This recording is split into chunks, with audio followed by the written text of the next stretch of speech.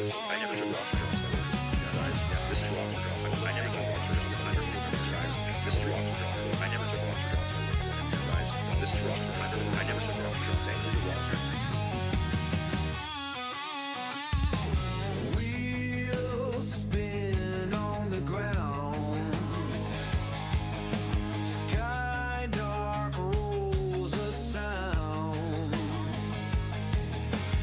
Echo in the heart's core. Ride like never before. Pedals screaming, wind howl. Freedom rushes through the soul. Chase the night, break the dawn. Never stop, keep rolling on.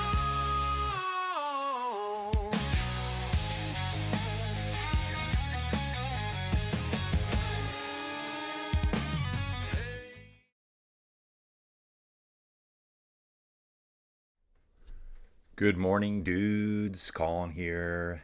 Shaka Khan. Let's get it on, folks. Dudes, let's jump right into it. We're in the neutralized start right now. What are we talking about? The Giro d'Italia 2026 version, guys. We're doing the Grand Partenza right now. We're in the neutralized start right now, dudes. 2.2 kilometers to go to the actual flag drop. Going from Nesibar to Burgas in Bulgaria. I just saw earlier that this is the 16th time that the Giro, and this is the 109th Giro, however you want to say it. I'm not going to try to put too much of a spin on it. I just call it the Giro.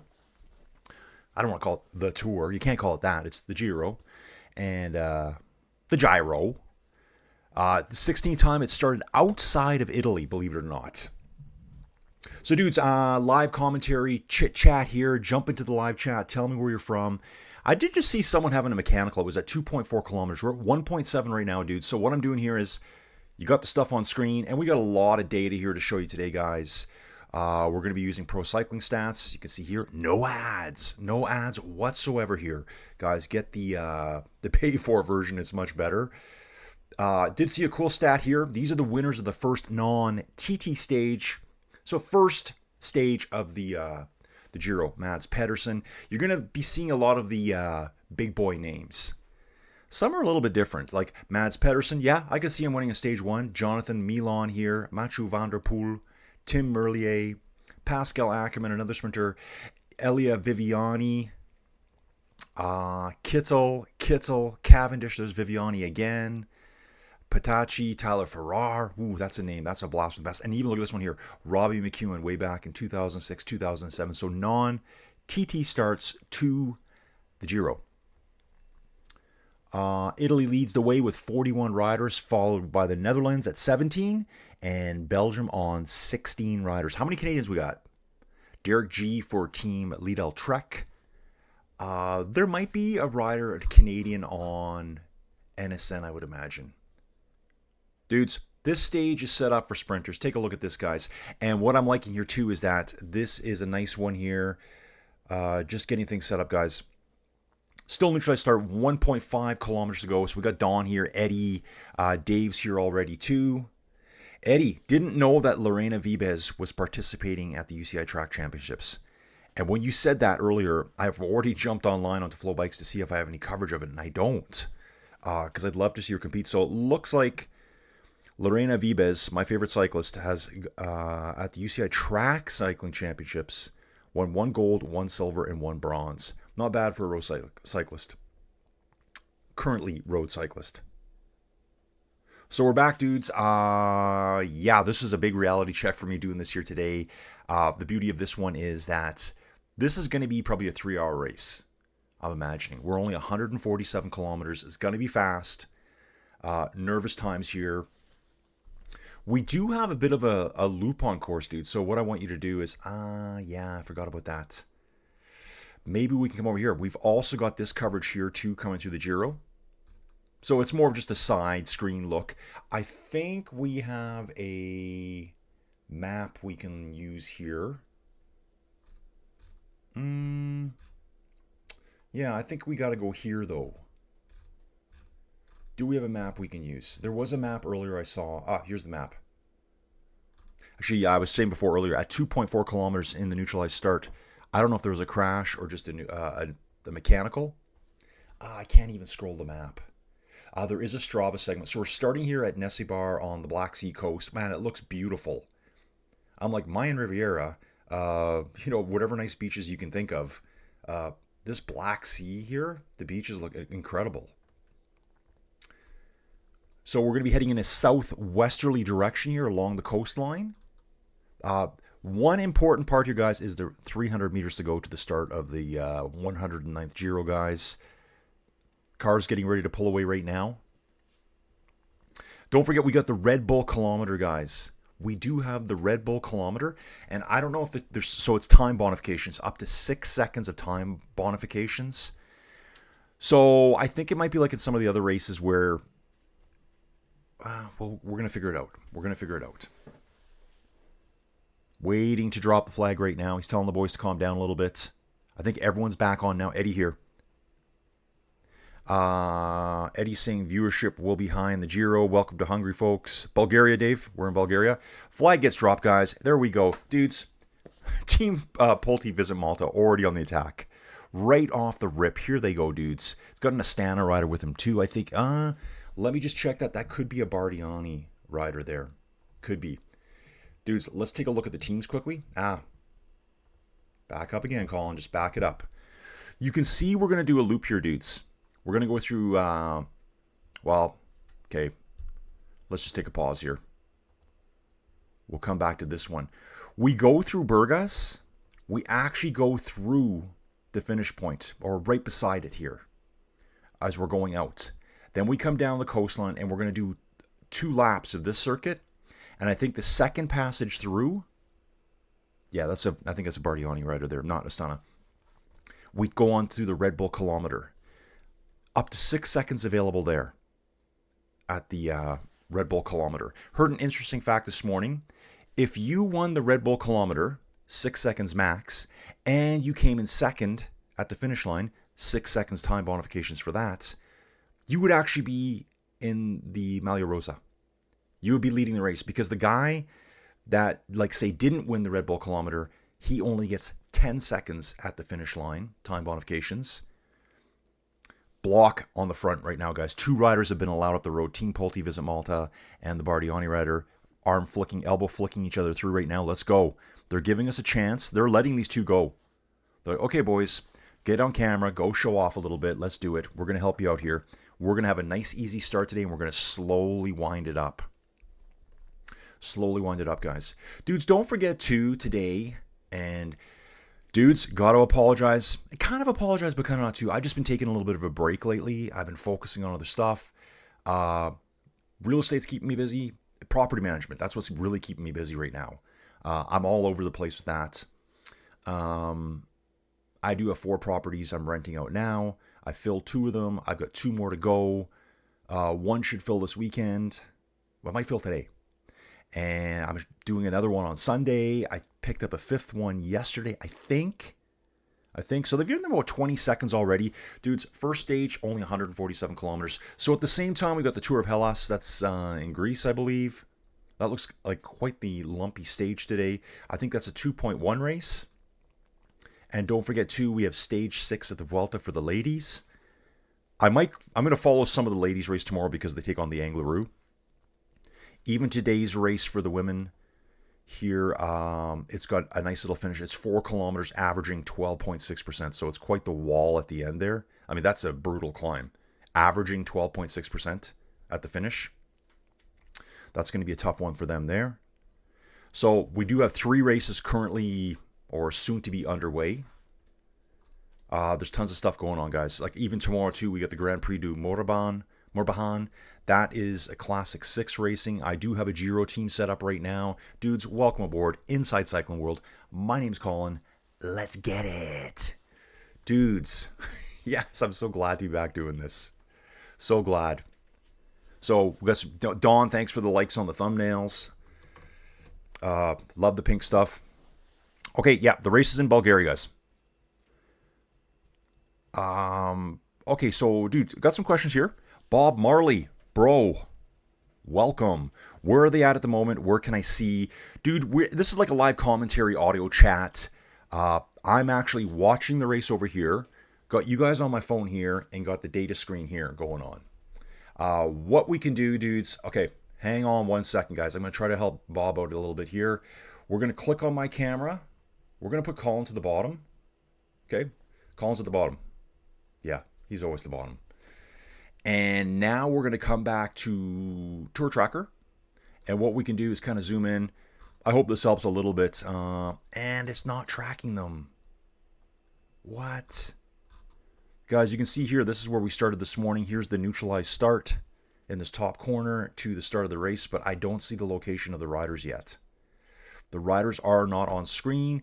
If we look over at, we can do this here too. We can follow the race live here, but not really the greatest here. All we're getting here, guys, is, and this isn't even much. This is not being updated. Guys, we'll be sticking on PCS for now. The locations of the riders aren't showing up yet on here. So it's how often they're going to service up some data. Right? They're not giving us any. They're still saying they have 147 kilometers to go here. PCS is going to be our most accurate right now. Dudes, we're only 3.3 kilometers into the race. What do we got? 3,000 kilometers to go? Yeah, it's going to take a while. At the front of the race, we have Manuel Tarozzi and Diego Pablo Sevilla. Let's take a look at these two riders here. Manuel Tarozzi, Bardiani CSF7 Sabre. That is a mouthful. He's 27 years old from Faenza in Italy. So he's flying the colors today. Just having a little look here. Lidl Trek rider looks like he's doing a bike change perhaps right now. Could be an early nature break happening. Break Naturel. So we got Tarozzi and Diego Pablo Sevilla, Team Polti Visit Malta. This dude. I remember this dude from last year. Yeah, this guy, was he at Burgos last year? I just got to have a quick peek at this, guys. Did he ride Burgos last year? He didn't. No, he did not. So where have I seen him? Not sure, because none of these races look that familiar to me that I would have covered them. Probably Tirreno Adriatico this year. Actually, this looks like number 61, Lidl Trek. He's getting his handlebars adjusted right now. The mechanics there, he's actually bounced on. Let's see who this is right now. Secondary leader here for Lidl Trek. They pretty much have two leaders. It is Ciccone. So for Lidl Trek, I'd say Derek G's got to be your number one guy there. Number one for GC. Ciccone, he's up there. Milan here for sprints, for being the workhorse, Emmanuel Geber-Xavier. We're going to see a lot of that dude pacing other Lidl Trek riders at the front. Did you guys watch the team preview? I watched it yesterday, so I think I watched it 2 days late. So yeah, Mr. Bob Marley. Best for right now will be just hanging out on PCS here. It's actually showing reasonable location. Yeah, it's within 500 meters. Like Flow Bikes is saying. So I'm watching on Flow Bikes in Canada. I'm in Alberta, Canada. Most of the dudes know us here, but I think Bob's fairly new here. Brain and body in recovery mode. Almost became a truly hardcore cyclist, but my collarbone is still unbroken. Oh, so Dave went over the handlebars perhaps in a little spill yesterday. We've got Jun Serrano here. Jun Serrano. Jonas Vingegaard will chance to top 10 the stage 1. Absolutely not, dude. Absolutely not. Jonas has a very good chance of winning the race outright, but today's going to be all about the sprinters. Today will be all about the sprinters, and it's a very, very, very strong startless, guys. Let's get dialed in on that. So I've read that comment here. Let me just go back to that one. Dave says the Angler Roost scares me even on TV. So yeah, guys, at the ladies, women's, whatever, the feminina, yeah, nature breaks happening all over the place. You know what? I got to imagine, too, at the start of a Grand Tour, the nerves are really kicking. The nerves are really kicking. Dude, I know what I'm like. When I get nervous, I got to pee. When I get nervous, I got to go all the time. So stage 1 is scary. Blue Thunder mode available. Dude, I've been looking. There's no Blue Thunder mode available. I've looked. I haven't asked them yet, but I did ask Matt a while ago, and I said, dude, are we going to? He goes, once I get some data coming. So Look, Egan Bernal's back at the bike here, and he's popping his front wheel up and down on his bike. There's something he doesn't like. Mechanic hanging out the back, having a quick look. Yeah, he keeps popping his front wheel up. Interesting. And guys, did you see too? Ineos is not Ineos anymore. Now it's called Net Company Ineos, New Jersey, again.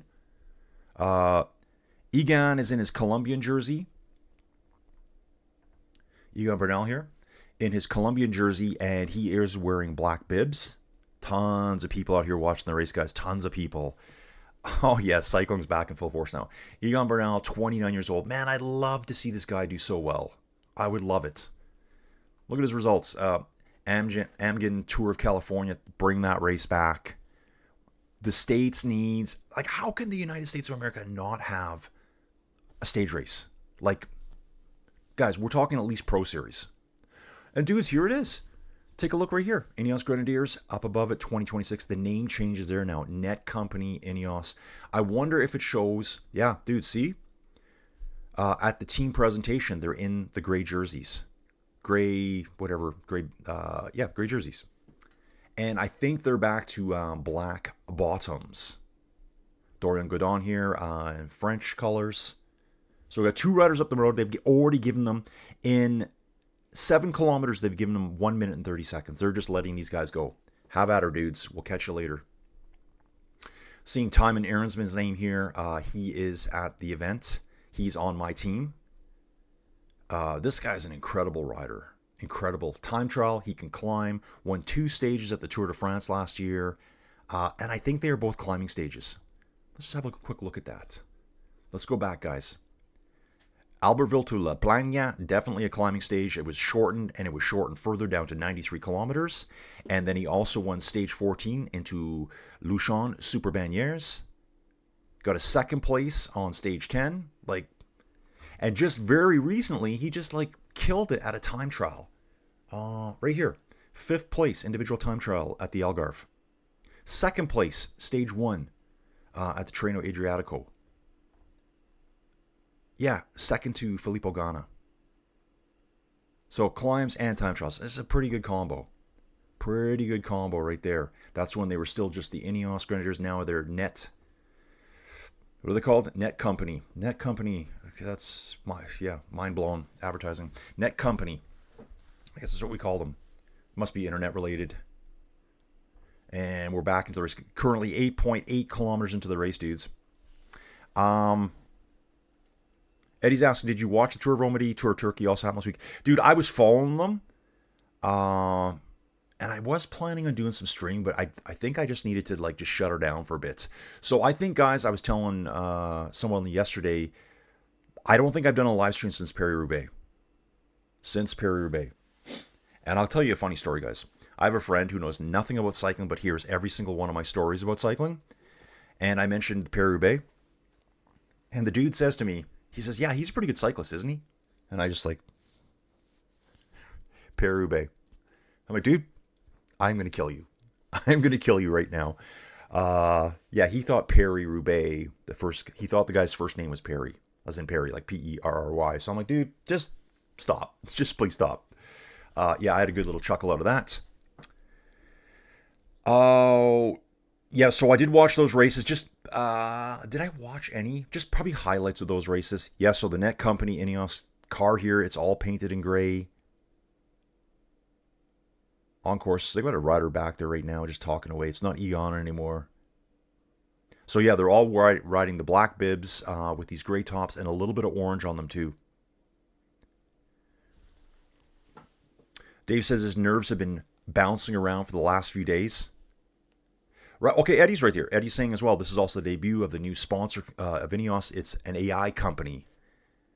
Guys, did you know that where I live, so I live near a little town called Olds, Alberta. Dudes, let's do it right now. Google Maps time, guys. If you're new to the channel, this is what we do. Tell me where you're from, we'll do it for you too. This is where Colin lives, this little blue dot, right here. Okay, that's where I live. Come on, visit. I'll make you coffee. You could tell it's farmland. Okay, it's all farmland here. And then up here, Olds. Right in this field here. Right in this field right here, guys. Guys, Olds is kind of, it's not my hometown, but it's kind of my hometown. I've lived out here 20 years. And so it's a small town, about 10,000 people. Used to be a farm town, still is a farm town. I mean, the college here is an ag college. Ralph Klein Center, dude, he was probably the greatest premier of Alberta ever. Dudes, they're talking about putting in a huge data center here. The biggest one in, I think they might have said North America. I think it might be just Canada. But it's a $10 billion AI center, and the town is having a freak out. Because I guess it's heavy water consumption.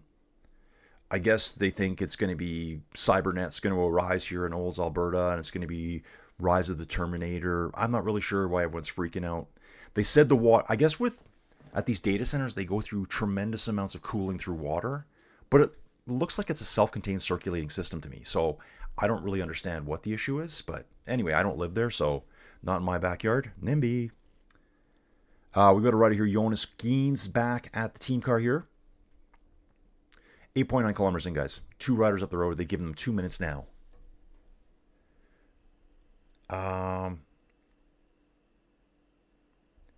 Dave says he prefers the orange to the new Ineos kit. By the way, where is Ryder Hegedal? Dude, what does Ryder do now? That's something I always think about too. This is one of Colin's weird thoughts. I always think about that someone that was really famous in the past. It could be like a sports star. It could be like a musician. I'm like, what are they doing like right now? I don't mean like, I mean like right now. Like, are they just hanging out, watching TV? You know, like kind of like the celebrity thing. Like, oh, their lives must be so great. And they might be just kicking back, watching some YouTube. Maybe they're watching my channel, just kind of hanging out. You know, just making some pancakes, spilling stuff on the floor, cleaning up after the dog that went to the bathroom on the floor. Looks like it's getting a little bit heated at the front of the peloton now, guys. Kind of getting a little bit pointy at the front end there. Only under 10 kilometers in now. Eddie's saying there are Uzbekistan cyclists in the Giro from Bardiani, their sponsor from Uzbekistan. Is that who they are? I didn't know that. Dudes, so sprint stage today, Jonathan Milan, the overall outright favorite to win the sprint today. But guys, we have a really strong start list here. Caden Groves won a ton of sprints in the past, guys. He's won 7 stages at the Vuelta in 2024, 23, and 22. He's won 2 stages at the Giro before, one being just last year. He knows how to win stages, sprint stages. Green jersey at the Vuelta in 2024. He's won a stage at the Tour de France. I didn't know he won. Yeah, he did win last year. That's right. So they're set up for him. Then let's take a look. There are some very strong teams here, guys. Here's Bardiani we were just talking about. And that must be the Uzbekistani rider here. Yeah, it is. Nikita Tseftkov. 21 years old. Born in Moscow, though. Interesting. Mr. Milan right here. So, overall favorite, guys. Here's Emmanuel Gebrselassie, who's going to be doing a lot of work. Dude, I just said that, and I'm looking over at the screen here now. Gebrselassie is riding second at the front of the peloton right now.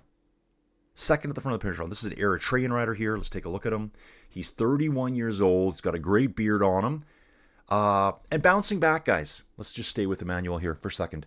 I watched the team presentation. Go back and watch it, because I find a lot of times when you're watching these dudes, you don't really know what they look like. At least I don't. So it's funny seeing them without their helmets on, without their glasses on. You can actually see, hey, I know what these guys look like now. And this dude's got a really nice beard on him. Just the way he grows it. So, yeah. I've got a beard fetish, I guess. Arnaud Delis will be in the mix here at the sprint at the end of the day today, too, guys. It was funny at the team presentation, I think it was only 5 of the riders were actually up on stage. 3 of them didn't actually make it to the stage presentation. We do have fast riders here. Enric Mas is here, climber, obviously. Just mentioning his name. NSN. Where's Benny? Well, he's not on that team anymore anyways. Ethan Vernon, guys, keep an eye out for him.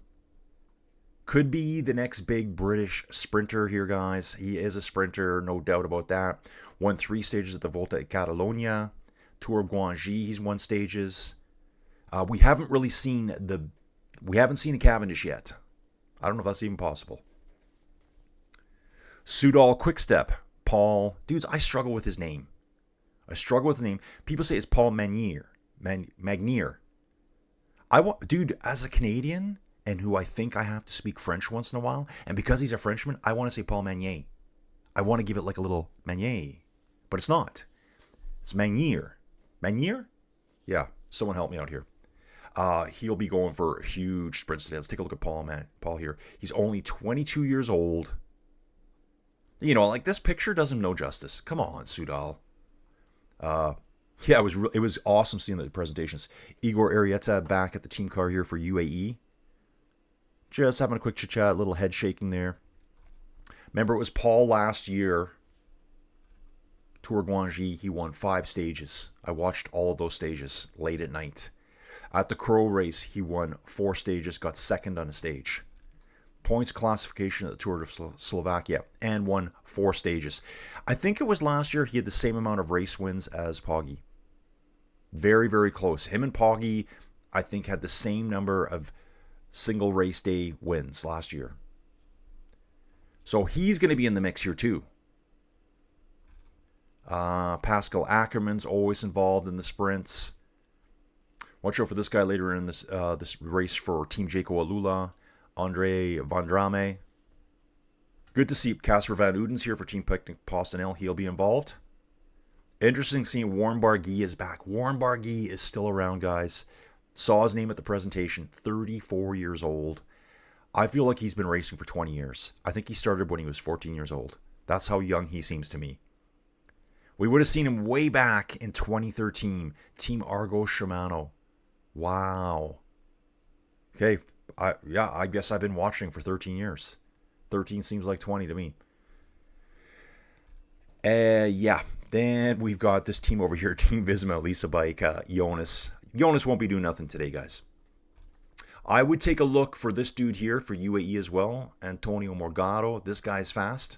He does have a sprint. He can sprint. Doesn't really show up here in the numbers, but he can do that. I think he would be taking a shot at it today. And also, too, guys, Unibet Rose Rockets Pro Series team. First invite to a Grand Tour, from what I remember. They did win their first ever, I think it was World Tour race. Yeah, with Dylan. I think it was a World Tour race, and they won it with Dylan. Was it a World Tour race? Earlier this year. So Dylan just came across to them through the winter. Got them their first one. Let's take a look at Dylan here. I got to remember which one it was. Maybe it was a 0.1 race. Maybe they meant their first pro race. Yeah, probably their first pro race. It would have been at Valencia, I believe. First place. And then at these Pro Series race here at the okay, maybe it was this one. He won there as well. 1.1 race. And then, World Tour. First place, March 25th. Dylan Groenewegen. So he will be shooting hard for a win here today, guys. I bet your Rose Rockets will be doing everything to win. First stage, just think about it. Their first appearance at a Grand Tour Pro Series team started as a YouTube channel. How many years ago? And first appearance at a Grand Tour, they could win their first stage ever at a Grand Tour, and it could be the first stage of the Giro. So that's what they're going for. But it's going to be a lot of work against Mr. Milan. Guys, 16.8 kilometers done here now. 6 competitors from North America. I wonder if we can get a quick look at them. Will Barta for Two-Door Pro Cycling. They have 2 Americans. Larry Warbass here. I saw that during the presentation. He's on Two-Door Pro Cycling as well. Nicholas Zukowski. Oh, man, I love seeing Nicholas. So he was at the presentation. One rider taking a quick nature break here on the side of the road. And yeah, I was super excited. I'm like, that dude's dad has been on the channel a few times. His dad has came into this channel and chit-chatted with us. So I hope we see him again. Mr. Zukowski, where are you, dude? Guys, we're in the pipe 5x5.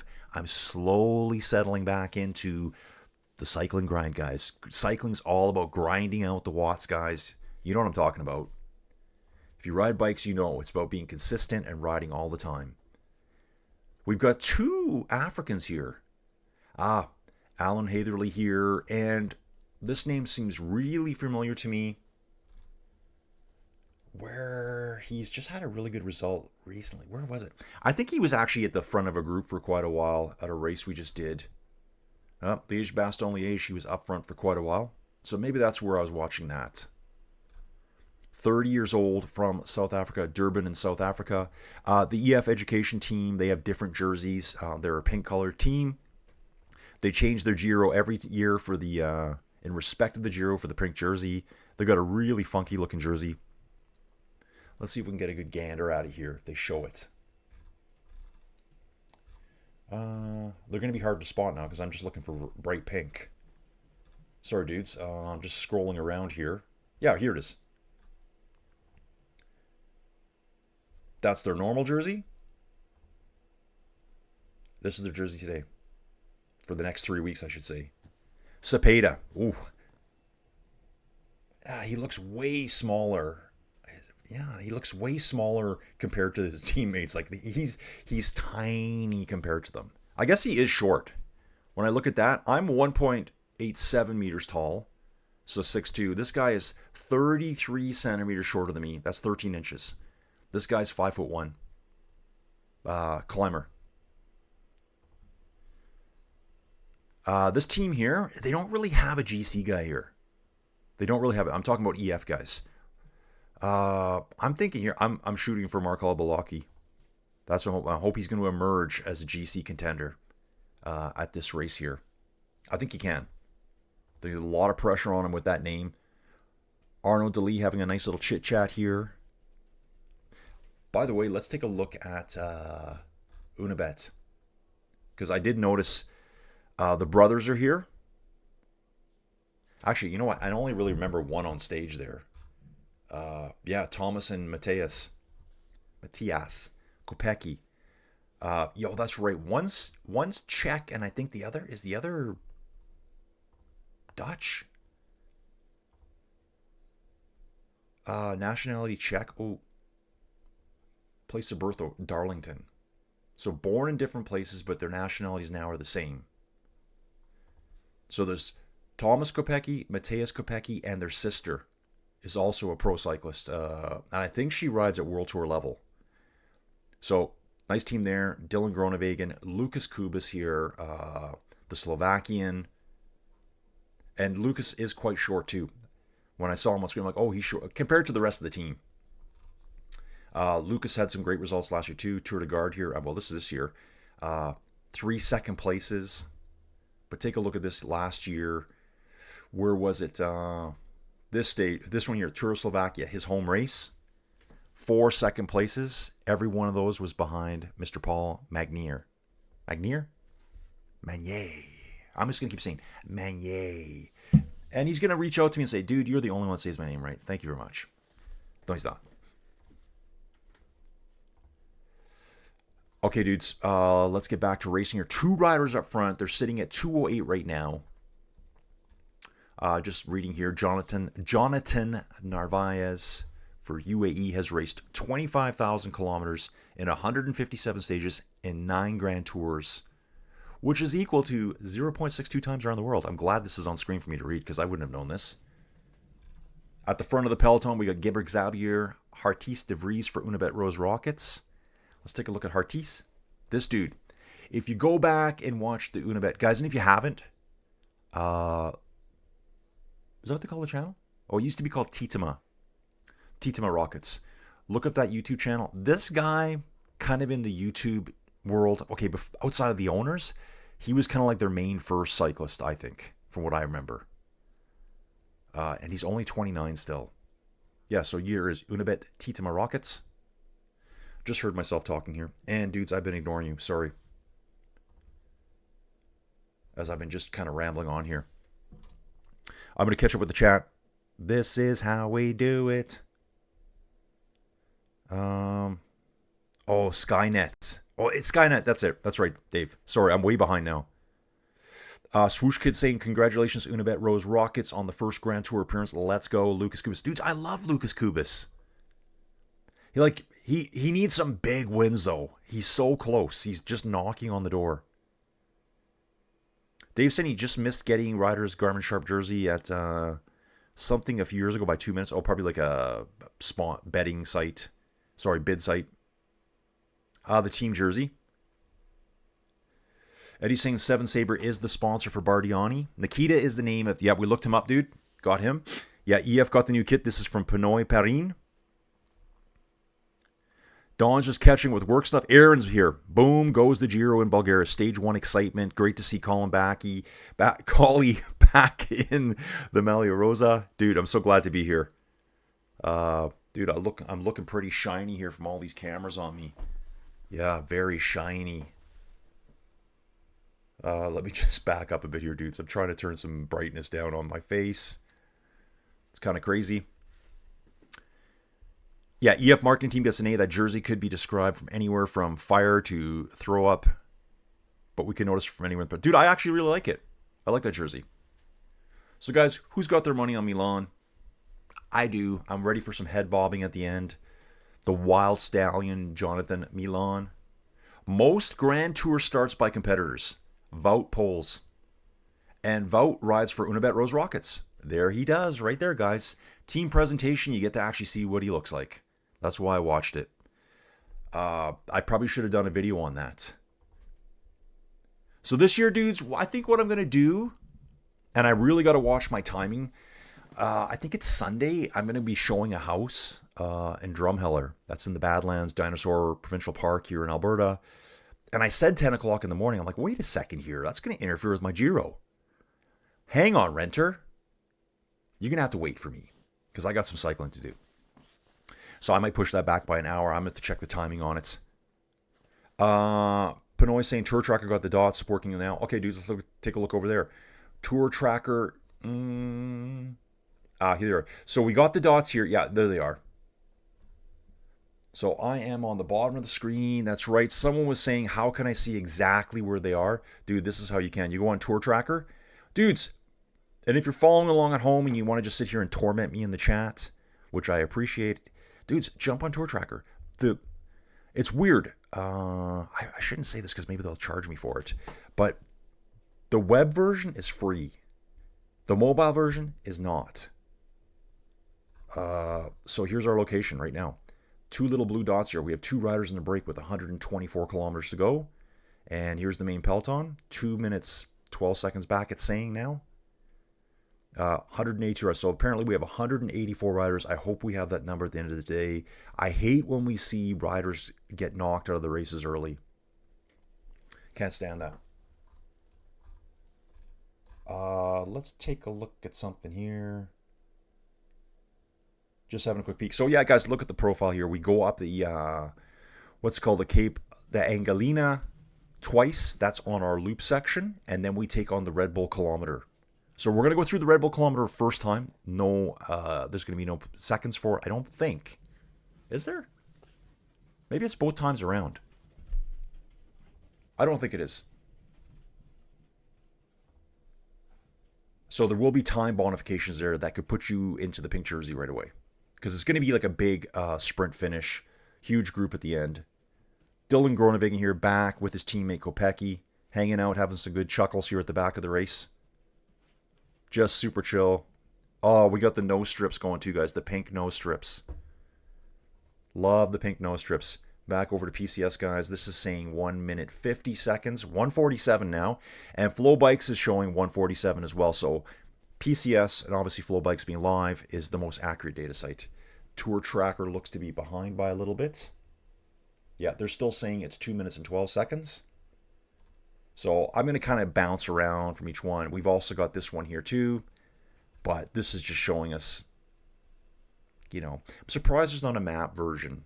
I'm really surprised there's not. For Tour de France last year, this is kind of how I started the channel, guys. I used the Tour de France website, and they had like a little bit of a map. And then I think it was until, if you've heard us talking about Blue Thunder mode, that's where I can use an application called Biketerra to show you the actual locations of the riders in a 3D world. So you can watch them on the switchbacks. You can see different groups of riders.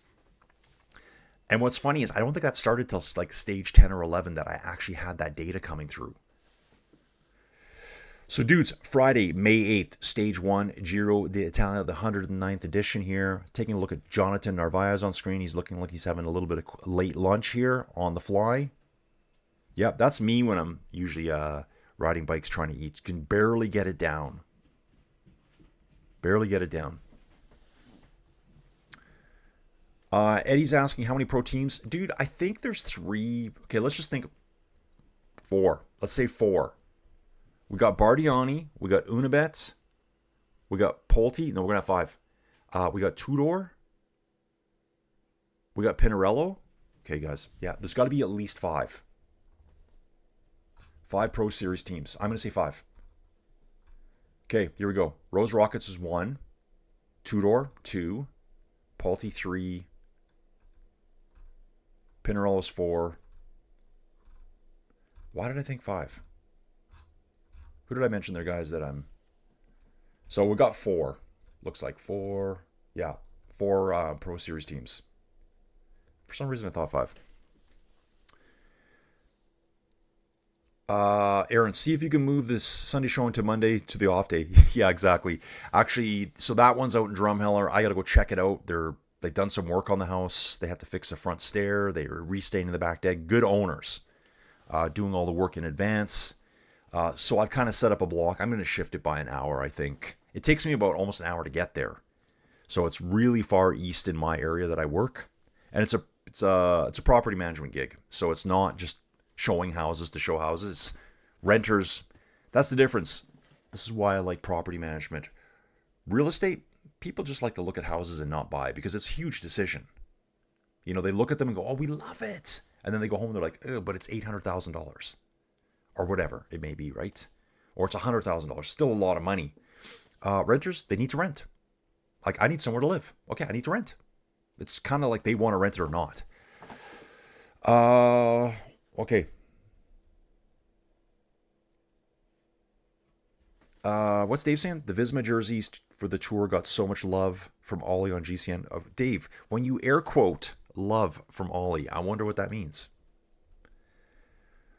Yeah, Aaron, dude, exactly. Tobias Lund Anderson for Decathlon, probably a good non-favorite pick. Exactly. Dude, that guy's fast, and he's always right up there. Kind of like an overall contender, dude. Let's take a look at him. Tobias Lund Anderson here. 23 years old from Denmark. This guy has got it going on. Like he does have a good sprint. And does well at races. First place here, second, third at the Tour Down Under, first at the Cavell Evans Great Ocean Road Race. At the Adriatico, he had a first place and a 6th place. Saxo Classics, 6th. Flanders Fields, 2nd. Eschborn Frankfurt, 12th place. So, yeah, good, exactly. He's not a Tier 1 world sprinter, but given the right run-in and the right situation, he could be a winner. Dark horse, though, for sure. Yeah, Eddie, you're right. It did show that. It showed Nikita is the only cyclist from continental Asia in the race. Dawn saying something estimates. I'm not sure what that means. Aaron saying, let's catch up, Colin. Oh, what have you been doing? What have you been outside of real estate since you were last on? We have confirmation that Sexy can give us hope for a more dynamic Tour de France. Dude, I know. If you guys go back to some of the videos from the past, which, sure, whatever. I'm the only one that does that now. I just put them on. I just let them stream 24/7 around the clock. No, I don't. I never used to watch my videos. I watch them a little bit now just to hear what I can improve and what I can do differently, what I look like on camera. Like right now, I'm way too shiny. Dude, this is how it started last year, so maybe this is a good thing. I was always super shiny last year at the Tour de France. But yeah, I kept saying in the original videos earlier videos this year, going back to some little aviation museum here. Probably a lot of, what's the big, Ilyushin? Is that what it's called? Ilyushin? big, I guess that's Soviet era aviation stuff. And what's the other one? Tupolev or something? They're big brands over in Russia. Jason, I told you it's live stream day. He'll be like, oh, you hung up on me. Yeah, so early on this year, in the races that Paul was at, they never mentioned the rest of his season. So what I'm saying, guys, is let's pull up Jonathan Milan here. Over on this side here, you can see his program. He's doing the Giro now and the Copenhagen Sprint on June 14th. With Paul, they kept it just a big secret. I think they were just watching and waiting, going, we think this guy can go and do the Tour de France this year and have a very good chance of winning it. But let's just keep it quiet for now. And Paul Seha has been confirmed to be riding the Tour de France this year, 19 years old. It's going to be interesting. It's going to be interesting. He's so close to being right. He's right there. But, you've seen where Poggy's better. So it's going to be fascinating to watch it this year. It's going to be a great race, though. It is going to be an awesome race. And Jonas is going to be there. Another view of the Russian Museum here. I'm just going to take a look at this here. Looks like a little biplane looking plane, which looks gigantic. They got some engines on the ground, maybe some rocket motors even. Jason, stop it. I've already told him, I said, dude, just remember, I start live streaming for the next 3 weeks straight. So I'm not available in the morning to chit-chat. Emmanuel Gebrek-Xavier on the front again, as is usual. Three engined planes here. All 3 engines on the back, 2 right on the tail. 2 on the sides, 1 in the middle. Yeah, there's more planes here. This is so cool. Dude, I'm kind of fascinated by aviation stuff too. As all of us are. As you do. Panoy asks, is Bike Terror working? Dude, they got nothing. They're actually doing an event right now. I think it's called Grand Terra, Giro Terra. They're doing their own version of the race. Smaller segments. But they're not actually showing the race. So I was kind of like, come on. You know what, guys? Why don't we check on the fly? I'll give you a quick update here. 144 is the gap. 144 over here. 2 riders up front, Manuel Torozzi and Diego Pablo Sevilla. You forgot Bardiani. So then there must be 5 teams. Yeah, because I kept saying before, I think there's 5 teams. Okay, so Bardiani. Thank you, Eddie. Joe Mercado's here. Good morning, having the coffee. Dudes, I'm thinking I need one. That one's quite cold. Yep, Paul will be at the Tour de France. Let's get caught up. If somehow Jonas does not make it to stage 21, this could be great with a group of 2nd to 8th favorites, all pretty close to form. Oh, Visma jersey compared to yellow snow. I love it.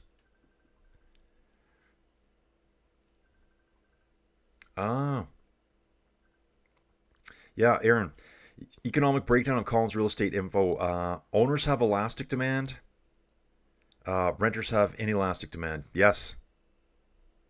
Yeah, so dude, I'm doing that on Sunday, and I think today I've got another place in Trochu. Little farm town. Less than 1,000 people live there. It's a beautiful home. Beautiful. Kind of like doesn't really belong in that town. Like it's mostly just farmhouses. Or smaller, older homes. This place is only built 10 years ago. It's a little bit pricier because of that reason. And, you got to hear people, oh, it's too expensive. It's too expensive. Well, yeah, but someone could live there, live in a small farm town in a beautiful home, and commute to where they want to really work. They don't have to live in that town to live there. They can work elsewhere. Anyways. So I think that's happening today too. So I think I'm doing that later. Eddie's asking how much prize money in this Giro. Dude, I don't know that answer right now. The Holtzy, come on, come on, Jonas, come on. I saw him on screen on YouTube Summer yesterday. Do we have a geology breakdown of where we are in Bulgaria? Right near the yeah, we're right beside the Black Sea. We're on the coast of the Black Sea right now. How far is Bulgaria to Italy in on the map? Dude, I didn't know either. We're a full hour further east, like time zones. So Europe, Italy's going to be 8 hours. It's on Central European time. And Bulgaria is what they call an EEST, which Eastern Europe, I guess. It's 9 hours. So I was really thankful today that it wasn't a long stage. Generally, stage 1 of any Grand Tour is kind of a later start. Have you guys noticed that? Like, they started at 2 o'clock in the afternoon in Bulgaria, which is 1 o'clock CET, which you can see on screen right now, which is 5 o'clock in the morning for me. There's that 7-8 hour time difference right there. If this was like a 250, 260 kilometer long stage, this would have started like so early in Bulgaria. Like, they would have started at like 10 o'clock in the morning, which would have been 1 o'clock in the morning for me. So, thankfully, I don't think there's a brutally long stage. I'm a little bit concerned now. Colin's getting concerned here, guys. I think there is a 240 kilometer, there's a 221 kilometer stage tomorrow. Let's take a look at tomorrow's stage, guys. Oh my. So, dude, tomorrow's race, and Colin will be here. He will be here, Inside Cycling World, in the pipe, 5x5, bros. I'm going to watch that today. Watching it today. Everyone get on their subscription stuff today and watch that today. If you know, you know. Tomorrow's stage looks pretty tough. Burgos. So tomorrow's stage will be starting where we finished today, Burgos. I keep wanting to say Burgos after the place in Spain. Northern Spain, that we going over the Biala Pass, the Vratnik Pass. Oh, and then that monastery kick before the finish is supposed to be really hard. And look, do we have a Red Bull kilometer at every stage? Fascinating. Dudes, but with a 9-hour time change, this race starts at 5 after 3 for me tomorrow morning. So that's my Friday night for you guys. Going to bed early so I can do my coverage of the race. I love it. So it did happen. What I thought I was worried about was going to happen. I want them to get to Italy as quick as possible to give me 1 hour of sleep back. You get my drift? It's an hour further back when they're in Bulgaria. And so that's tomorrow. We're doing it. We're doing it, guys. Let's get back to the live stats. 18 degrees Celsius on race course right now. Looks like we're back to 1 minute and 55 seconds. So the dudes have pulled it out a little bit. Super flat here, guys. I think there's about 900 meters of climbing elevation in total. But max gain is very low. It's just kind of like little bumps all day long. Here, Ziggy going nuts upstairs. Ziggy, the dog, he's kind of starting to settle in around here. Yeah, Aaron, will we get more Come On Jonas or where's Benny? Yeah, dude, I can't wait for the first Benny. Dude, if I had a sponsor, I would say, dude, let's say I had a sock sponsor, like cycling socks, energy gel sponsors, whatever. Get in here. Coffee, instant coffee. Yeah, first person that says where's Benny would win that prize. Unfortunately, I don't have a sponsor. We're working on it. Yeah, where's Benny? Dave just watched the 2003 Lutz Artiden. Yeah, I love that climb.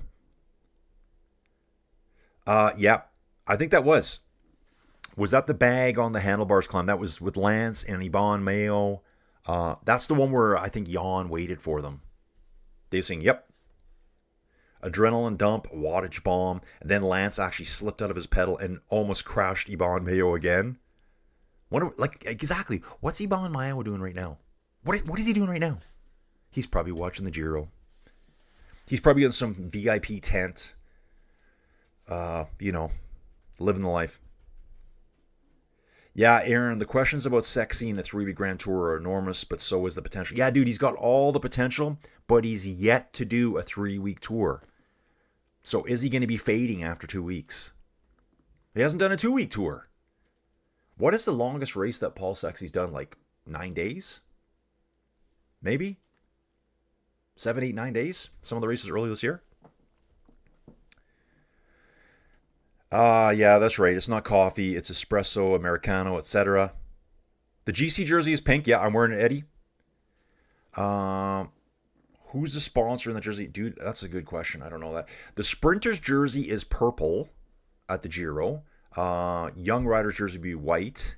Climbing. I think about that one. Most combative is black. That's the one I'd want to wear. 20 degrees Celsius. 15 kilometer an hour crosswind right now. Over their left shoulder here along the shoreline. Looks like they're doing actually a lot of like... I don't know what they're farming here, but you can see they've got built up areas, so they're kind of farming in these wetland areas.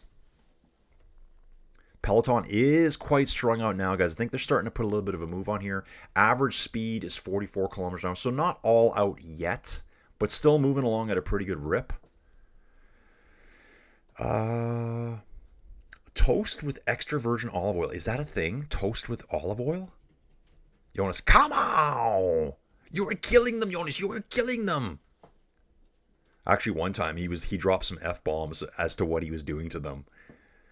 I loved it. Grilled toast with, dude, you guys are too cultured for me. Too cultured. Aaron, listen here. Grilled toast with something is tasty, better with tomato and balsamic. Really? I didn't know what I was saying. And Pinoy just drops in here. Dude, exactly. Slow average speed. Yeah, it's not ripping yet, dude. They're saving it all for the end. Unibet on the front now. The Rose Rockets are going to have to be doing some work at the front. It's kind of expected. You got one of the guys that's going to be competing in, you better get up here and do some of the work. We're not doing them. Bay 12, please. Bay 12. Look into my eye, Don. Look into my eye. Yeah. I don't know. Is there anything you can do? Energy consumption needed up to Blockhouse. Oh, yeah. Blockhouse looks brutal, guys. Looks brutal. That's going to be insane.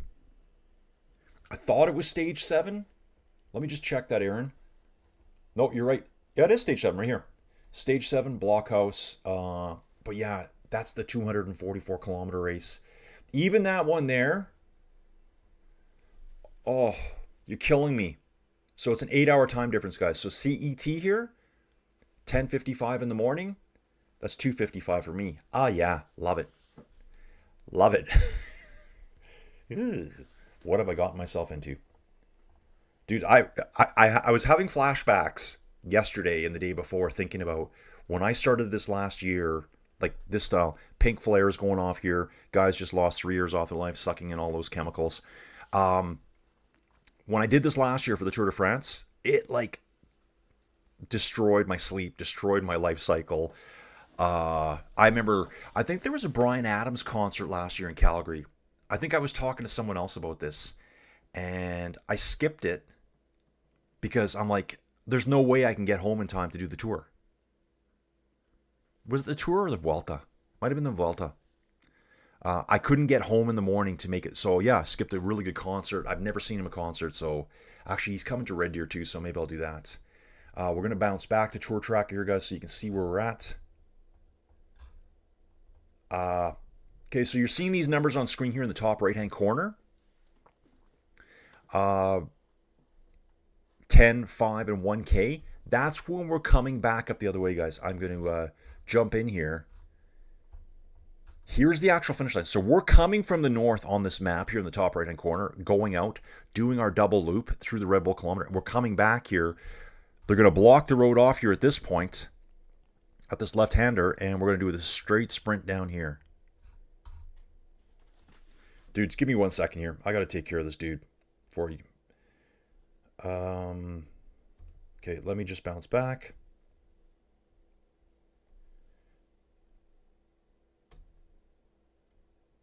Okay, I don't know what he's saying.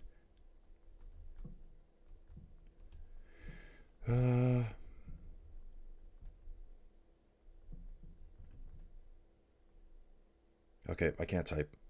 Sorry, guys. And, yep. Okay, leave me alone. How do I make this begin?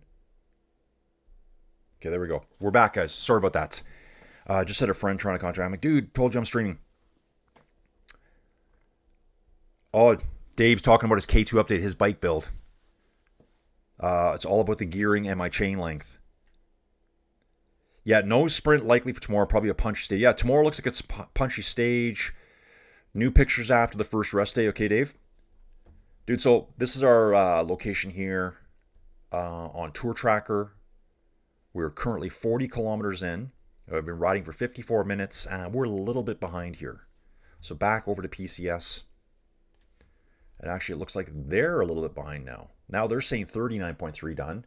We have 108 kilometers to go here on Flow Bikes, 107.4 here. So it kind of varies all the time. We will be going up the Cap Agalina later. Sprint points there. Let's take a look at that. 3, 2, and 1 points up the Cape. Then we got points here. Rider points 12, 8, 5, 3. More points up the Cap Aguilin the second time. Then there's time bonifications here. And more points. So, yeah, this will be a hotly contested stage for the points jersey. And those time bonifications. So we got 6, 4, and 2 at the Red Bull kilometer. And we've also got 10 seconds available. 10, probably 10, 6, 4 at the finish line. So it could be a real interesting finish today. Not necessarily that the person who wins the stage will have the Maglia Rosa today, with that Red Bull kilometer little twist thrown in there today. Justin Heike here. Justin Hike. Hello, everyone. Justin, welcome aboard, dude. Where are you from? Have we seen you before, Justin? I'm not sure. Yeah, Dave, Ziggy settling in or getting shrimp off. Dude, he's just a loving dog. And you know what? He's the craziest one, but we have 6 dogs. 7 outside, including Pedro. Hands down, the smartest dog. Hands down. He's a healer / Australian Shepherd, something or other mix. It's like a cattle dog. He is so smart. I can see why they use these dogs. But he's so high energy too. I wouldn't say he's destructive, but he needs to burn energy. Like, he loves when I open the door, I just let him rip. Bark at the horses. Don't get kicked in the face, dude. He never has yet. But yeah, I think he's settling in. Him, and it's funny, him and the corgi, the fat little corgi, who's 7 months old, best friends. Him and a corgi. They play fight all day long. They've yet to have a real fight. Going through some foggy conditions here. Yeah, weather's totally changed now. Went from sunny conditions and now we're into overcast, foggy areas. Bulgaria looks like a really cool place. It really does. Someone here is saying that Mayo was involved in Spanish cycling, was at one of the Spring Classics. From Dave. Climbing is the blue polka dot jerseys. Maybe it is. Dude, I should know this year. This is what we got. The route. I think I found this morning. Like, when you follow the race live, you don't really get a lot here. It's not really the greatest site. The media? No, I don't want that. Sorry, guys. This is the main Giro website. I thought I had the standing somewheres. Yeah, anyways. Yeah, if anyone knows what the climbing jersey is at the Giro, just drop it in here. I wonder if they showed the colors here for the mountains. Yeah, we got nothing there. Obviously, pink, purple for... It's like a really, really dark purple for the sprinters. Black for most combative, which is my favorite jersey. White for the Utes. Team will be like a number on their jersey. The stickers that they put on every day. Is it blue and white? Do they do blue polka dots? Matteo Maselli here. Beat Milan in Saudi last February. Dude, I remember him. Is Malicelli Astana? Malicelli, right here. Yeah, this dude. Yeah, I remember that. Right there. Winter Park to Hegra. First place for him. Dude, I totally remember that stage. And he did beat Jonathan Milan there. Milan. So XDS Astana team. Right there. So, yeah, he'll be involved in the sprint. There's probably 10, 12 teams here want to win this stage no matter what today. It's probably their only chance to win for some of them. Love it. Yeah, dude, Eddie, exactly, yeah. Melicelli, a guy like that, you would expect like a top 10 for him. Pinoy saying small packages are slowing down. What are the small packages?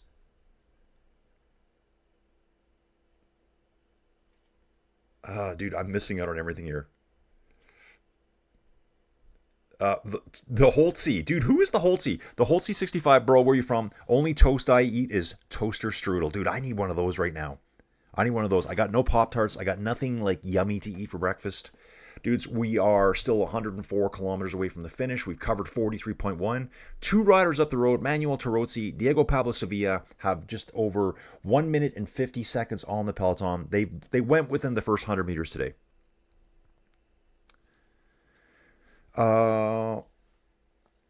Eddie's asking, how many riders do you think will be DNF'd all 21 stages at the end? Oh, I bet you we'll lose 30 riders before the end. Probably some guys that don't make time, cut off. Some guys that are probably going to crash out.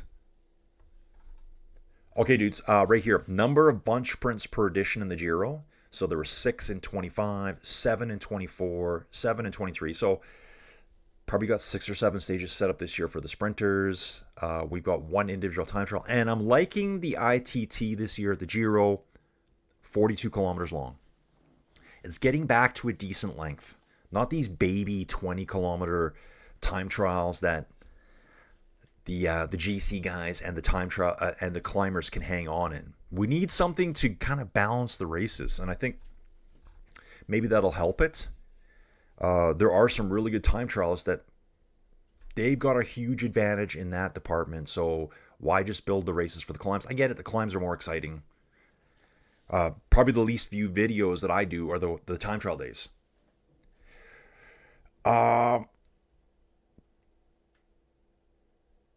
Yeah, Aaron saying Giro peloton going slow to see a countryside nobody has ever seen. Yeah, probably their first time here. Got my first string. Yeah, 6 string. Bought it at 5 and dime. That's summer of '69. Brian Adams, dude. Yeah, so I missed that one because of doing this. I think it was like, yeah, my stage has to start at 5 in the morning. There's no way we can get up and make it home in time.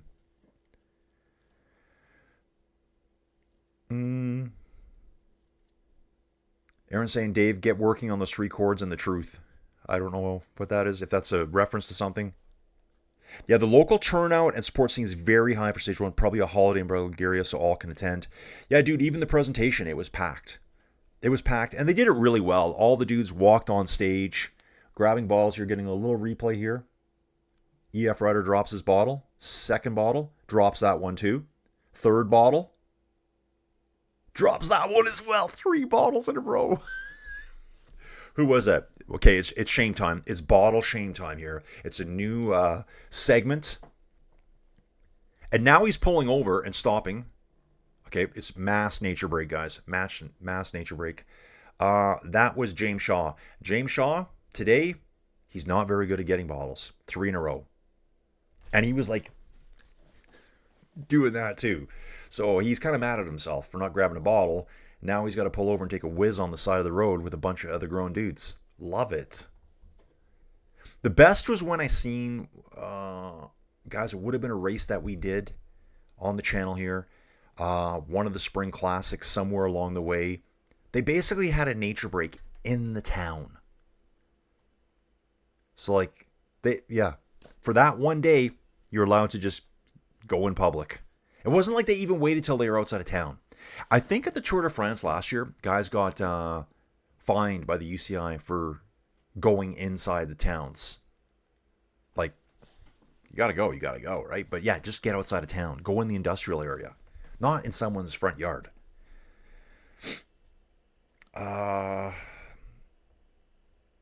Ziggy and the Energy to Burn band. Yeah, exactly. Yeah, so him and Big Hazel. And Hazel's getting old, I can tell. They go out the front door. And they just blast around for hours. I got a big bowl of water out there for them. It's a glass insert door, so I can see when they come back. They just stand there. Can you let us in? Hey, Colin, can you let us in? Just let them back in. Then he fights with the Corgi out front. Yeah, Aaron, blue polka dots. That's what I think it is too. Oh, Kim Lassell here saying it's solid blue for the KOM jersey. Thank you, Kim. Aaron's asking, can we get a Vuelta Femenina update? Let's take a look. Hasn't started yet. So stage 6 of the Vuelta Femenina will start at, it says it starts at 3 o'clock in the afternoon in Spain. And they might be on 7 hours difference from me. So it would be starting at 7 o'clock in the morning, I think. Yeah, that's my guess. They haven't started there yet. Shorter stage, 106 kilometers. Nice finish, though. Really nice finish. Actually, it says CET time. That is 8 hours difference for me. So that would be, yeah, okay, that is 7 o'clock in the morning. Yep, so they haven't started yet. Going to be an interesting race there. We are kind of traveling through some industrial areas here in Bulgaria right now. So it's not the scenic coastline anymore. We got a lot of power lines nearby, industrial stuff in the background here. 2 riders out front, 1 minute 52-second lead. Small packages of the small riders. Yeah, that's what I thought too. Small packages. Hey, bro, I don't got a small package. I'm just going to say it right now. Just said it. Dropped it live. No small packages over here. Dave's saying, win today and you get a pink jersey, at least one. Yes, Dave, you could get the pink jersey today. It all depends what happens on that Red Bull kilometer. So there's a weird chance. Dudes, I saw this on the presentation earlier. If you win the Red Bull kilometer that's coming up, at kilometer 115, it's 6 seconds time bonification. If you get second place at the finish, I imagine it's going to be a sprinter winning both. If you get second place at the finish, you actually get 12 seconds overall. The winner only gets 10. Now, the guy that got 10 would have to get none at the Red Bull kilometer. Here it is right here, guys. You can see here the 6:4 and 2 time at that Red Bull kilometer. So if you got 6 and 6 at the finish, by finishing second at the finish, you'd actually finish first overall. Like, it's low chances of this happening, but it could. So you're saying there's a chance. Yeah, there's a chance. The Holtzy saying, bro, it's been a while since I've been on the streams. Dude, thanks for making it back. Oh, dude, yes. Metallica, mega fan. Bro, hit it. Dude, I was thinking about that yesterday. I don't know what it is with me, but I think back, oh, what was I doing this time last year? This time last year, I was probably starting to get excited about Metallica in Denver. I was probably thinking, dude, we're going to Metallica next month. So I think the Metallica dates... Let me think about this. I think it was the 20... I think we flew back on Canada Day, which is July 1st. I think we flew back on a Tuesday. We had an off day on July 31st. It might have been like the 28th and the 30th because they have a 2-night concert with a day off in between. So we landed on a Thursday, raced to the Rockies game, made it on time. We had 2 hours, landed at 11. Rockies game started at 1. Loved it. They played the Dodgers. I will be going to see some Colorado Rocky games. I just don't know against who. I'm trying to find the best teams I can go watch. Then the Friday was the first night of Metallica. Saturday we had an off day. I don't even know what we did. I can't remember. Probably went shopping or something boring like that. And then Sunday night, second night of Metallica. Monday, day off. Fly home Tuesday. And then 4 days later, I started doing the Tour de France. Yeah, Metallica mega fan. Dude, love it. Big packages will make them more dynamic, just like in the big jumps at the Winter Olympic. Oh, yes, dude. Dude, we discussed that on the channel. Guys injecting themselves in certain areas to get bigger packages so that they could wear a bigger skin suit, which would get kind of baggy and generate more loft as they are flying through the air. Dude, it's just like, who thought of that? Cuts like a knife. Yeah, I love it. I think my favorite Bryan Adams song is Run to You. I think it's my favorite Bryan Adams song.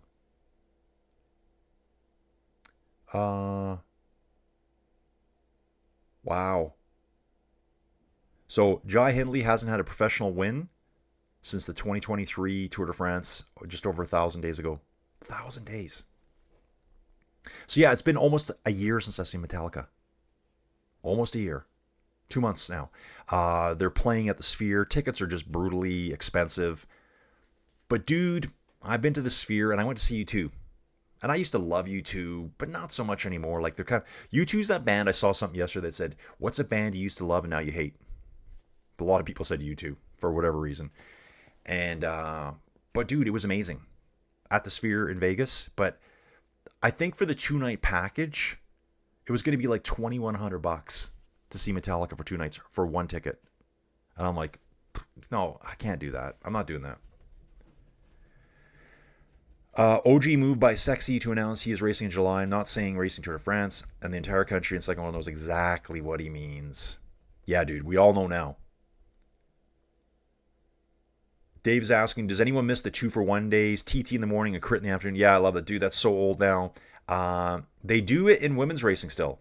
I think I saw it last year at the women's Giro. They did a 2-for-1 day. They did a TT. They might have done a crit and then a TT. Pretty sure that was last year. So I think the Giro last year for the ladies was right before the Tour de France. I watched it, didn't do any videos on it. 3 bottle drop.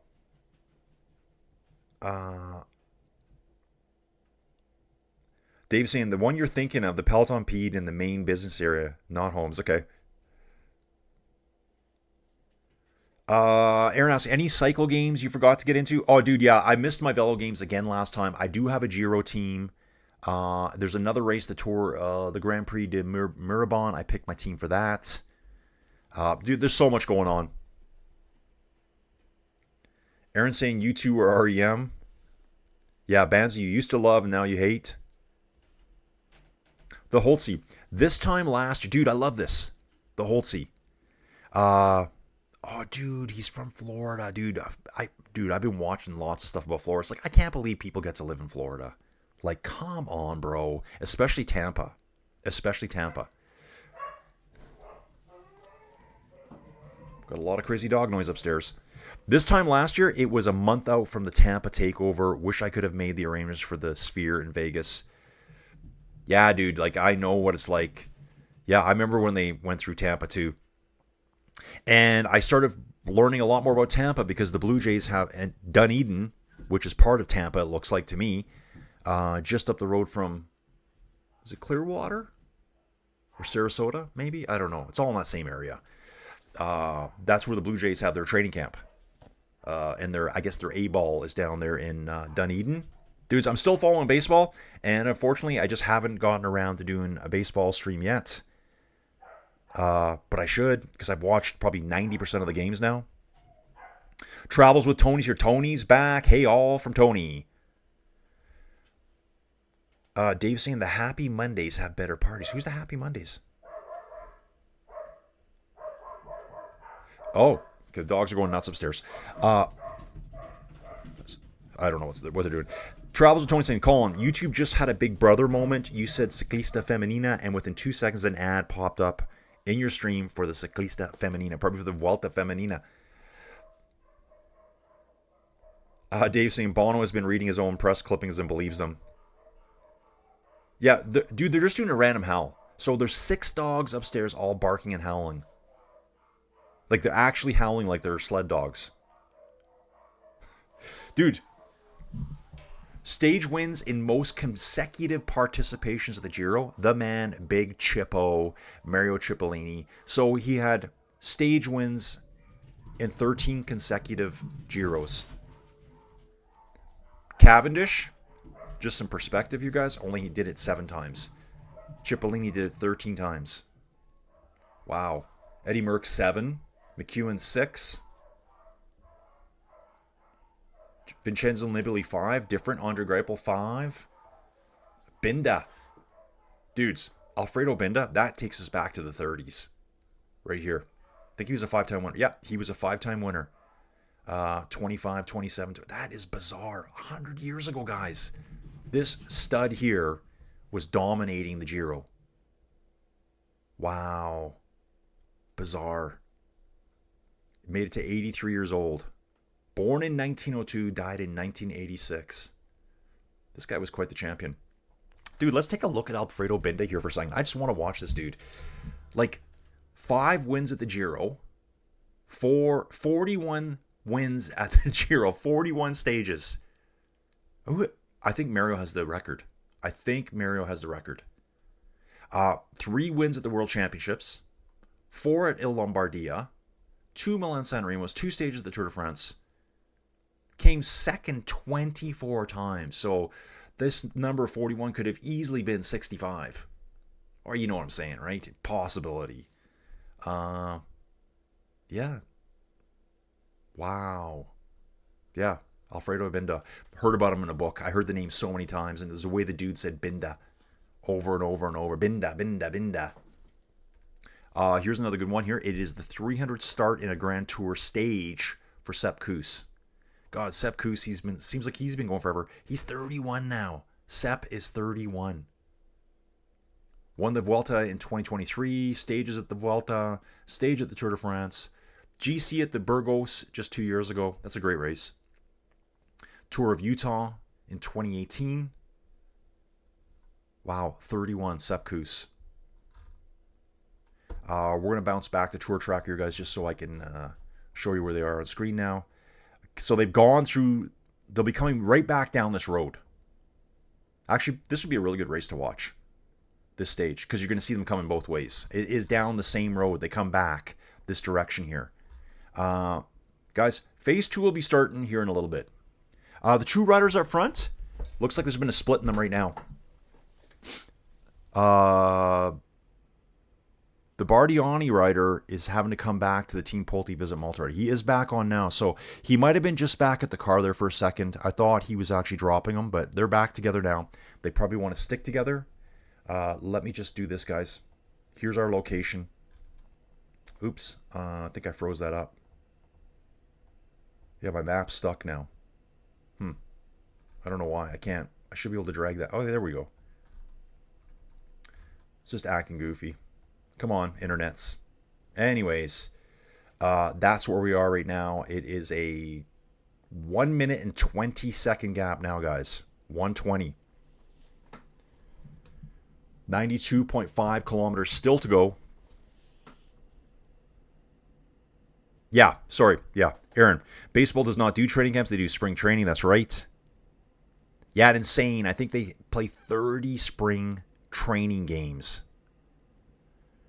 Look up the Mondays if you don't know the story. That's Dave giving me something there. The Mondays, okay. Yeah, Dave's saying, Binda, only rider to win as much as Poggy this spring, but also raced every day. Yeah, totally, Aaron. On the Kuss of things, his Palmares do no justice to how important he has been as a rider in support of leaders. Yeah, he's like super ultra domestique to me. Sepp Kuss, 31 years old. He's super important in the high mountain climbing. Eddie's saying if cyclists finish all 21 stages of Giro, are even the last place guys get a UCI point? Really? Or is he asking a question? What he says, are there? I'm not sure. Dudes, we got 35 dedicated cycling fans here, guys. Stage 1 of the Giro. We're averaging 43.6 kilometers an hour. We still got 600 meters of climb to go. We're on. Two riders up front, 125. Guys, I'm grabbing a coffee. And just so you know, Mr. Bearded Man himself with the stylish beard, Emmanuel Gebrek-Zabier, is on the front, doing all the work as usual. Don quickly says Sepp Kuss, the pride of Durango, Colorado. Dude, let me grab a coffee here. I'll be right back.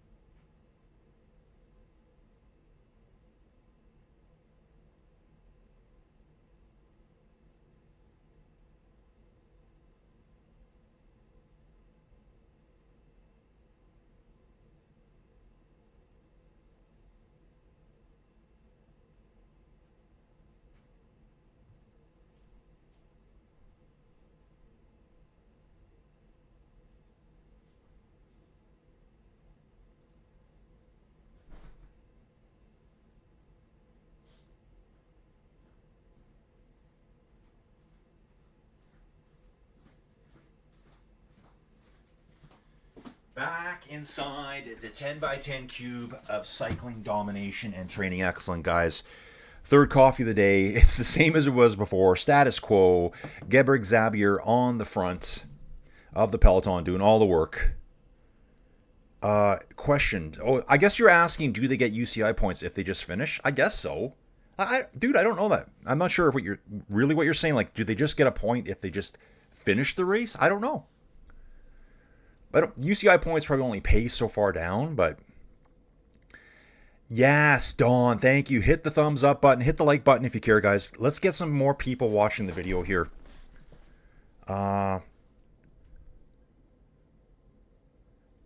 Young kid on the side of the road, make me happy, give me a bottle. The best one ever is the guys that have the boxes set up. He has a box set up on the side of the road, and it's like, throw your bottle away here. Because otherwise they could get fined. So the riders are like, yeah, sure, man. They're all throwing their bottles into the box. You probably get like 100 bottles in no time. Hoping for a great sprint without any Danny Van Poppel shenanigans. Oh, yeah, Mr. Deviation himself. Dude, I'd be all over the place. I'd be just crashing everyone myself. So, dudes, they're quite strung out here right now. We still got 89 kilometers to go. It's going to get faster and faster here, I think. I think once we get into the loop, I think phase 2 could start. Well, yeah. The Red Bull kilometer is going to animate things, but they're all going to stick together. These two little climbs, 1.1 kilometers at 2.6%. Phase 2 is going to start about 5 kilometers on the finish, I think, today. That's when it's going to start. There's nothing that serious here. Okay. Back in 1920, the opening stage of the 1920 Giro was the first to ever leave Italy. Went through Switzerland. So, and I think the first Giro was 1909. I think it was, or 1908. Ooh, that's hot.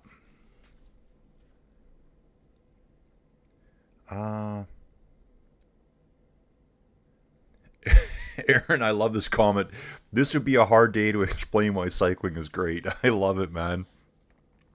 Dude, I was watching a video yesterday, kind of getting back into GCN now.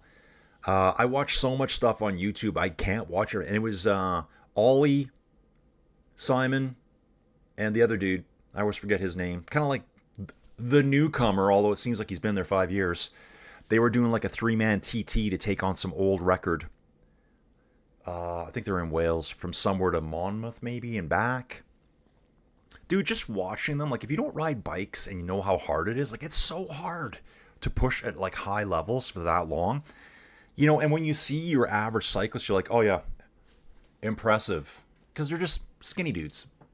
But dude, the engine that you need, the VO2 max, FTPs, I love all this stuff. Pushing right to the limits. And feeling like your heart's going to blow out of your lungs. I love that stuff. Guys, I'm on a good training program right now. So I'm riding on Zwift still inside. We are getting better days, but it's still like freezing at night. Actually stayed, I think it only got to about 5 degrees Celsius last night.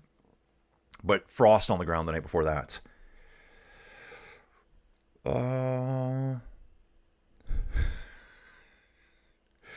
Oh, Dave's saying leave Danny alone. He learned from Abdu Aparov. Yeah, dude, exactly. If you finish a Grand Tour, instant god tier cyclist standing. Yeah, they are throwing bottles to the kid here. And one guy's got like a fishing net.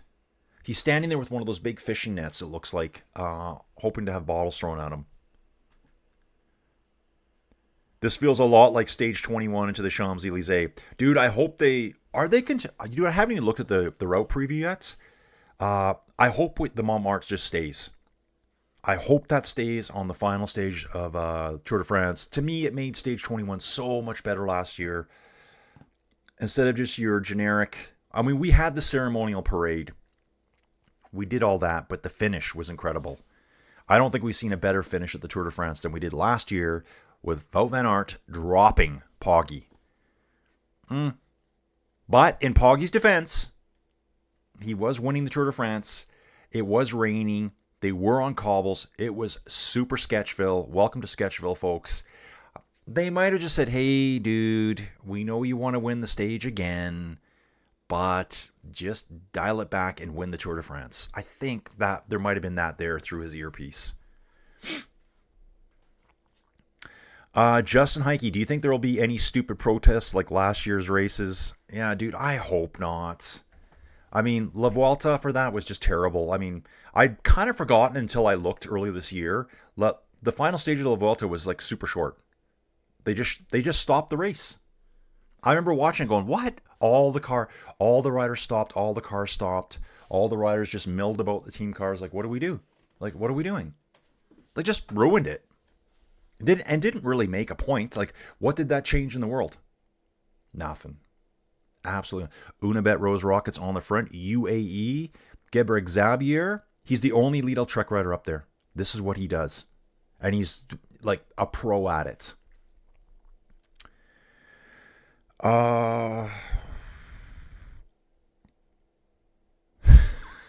Don saying Danny's curvy swervy tactics would be nothing compared to me. My cycling nickname would be the squirrel, the rabid mongoose. That's what I'd be going for. Ooh, look at this. Over the years, the number of Grand Tour stage wins per year for Italy. We don't really have a big Italian. Well, Milan's here, but he's got to win them. Look at this. Back in 96, 27 Grand Tour stage wins. This is when we had, well, Pontani would have been around at this point. The big Italian GC riders. Through this era was probably the Vincenzo Nibali era. How long did Vincenzo race for? Yeah, I got to imagine somewhere through here. All the great Italian riders. But lately, so like last year, there was 5 Grand Tour stage wins for Italy. So they need a new young crop of riders to come up to fill out the ranks. Budget Rider. Dude, who is Budget Rider? Where are you from, dude? 1909. So yeah, I think I said 1909. Maybe I said 1908. Thanks for filling me in on the details there. Where's Budget Rider from? Dude, let us know where you're from, how long you've been watching for. How did you find the channel today?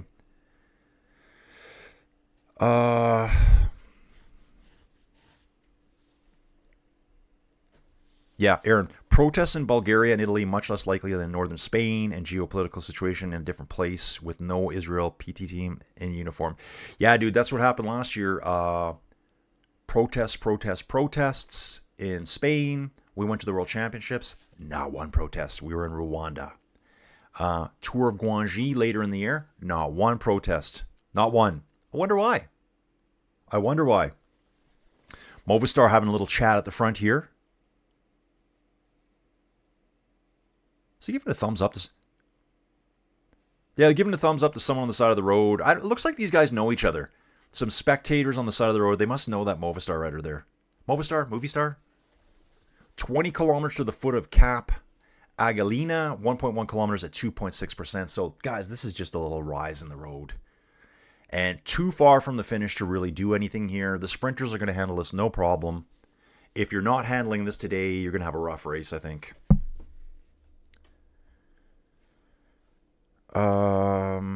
Dave says he got 5 bottles from the 2003 Worlds in Hamilton. Dude, yeah, let's talk about that. So, World Championships this year are in September in Montreal. I'm going to it. And Jills, who I ride indoors with, I don't actually ride indoors with him anymore because I'm kind of not riding Rouvy anymore. If you ride inside, that was the last big news in inside cycling, is that Zwift has acquired Rouvy. Rouvy earlier this year had acquired Full Gas and Be Cool. So they were all kind of like doing video cycling. Zwift is more graphics based. And people, there's 2 camps. It's kind of like if you like Ford or Chevy, they're both the same thing. They both do the exact same thing. They both drive you down the road, but you just have a passion for one and a hatred for the other. It's the same with the cycling apps. Rouvy people hate Zwift. I can't ride in a cartoon world. I just can't do it. Yeah, you can. You just do it. Zwift is way better for community, for racing. All the best riders are on Zwift. 100%. They're all on Zwift. Once in a while, you'll see one or two of them float over to Ruby, and then they go back to Zwift. It's just a better, I think it's just better designed. Ruby just does video and more routes, so you can explore the world better. But anyways, moving on from that, guys. Oh, Dave's saying they all had unique mixtures. Yeah, dude, I can go get bottles in Montreal. Dude, I never thought about that. Oh, we got the Jonas. Did Jonas blow a kiss? Hang on a second, guys. Hang on. Jonas? He did. He blew a kiss. He blew a kiss. I thought he just gave us one of these, but he did. He blew the kiss to the camera. It's just so Jonas. So awkward. So cringe. Oh, Pinoy, it will be 100 degrees Fahrenheit starting tomorrow in southern Nevada. Dude, I know. Actually, I love the hot weather. Downward trend for Italian cycling for sure. Yeah, we need some new superstars. We got Milan.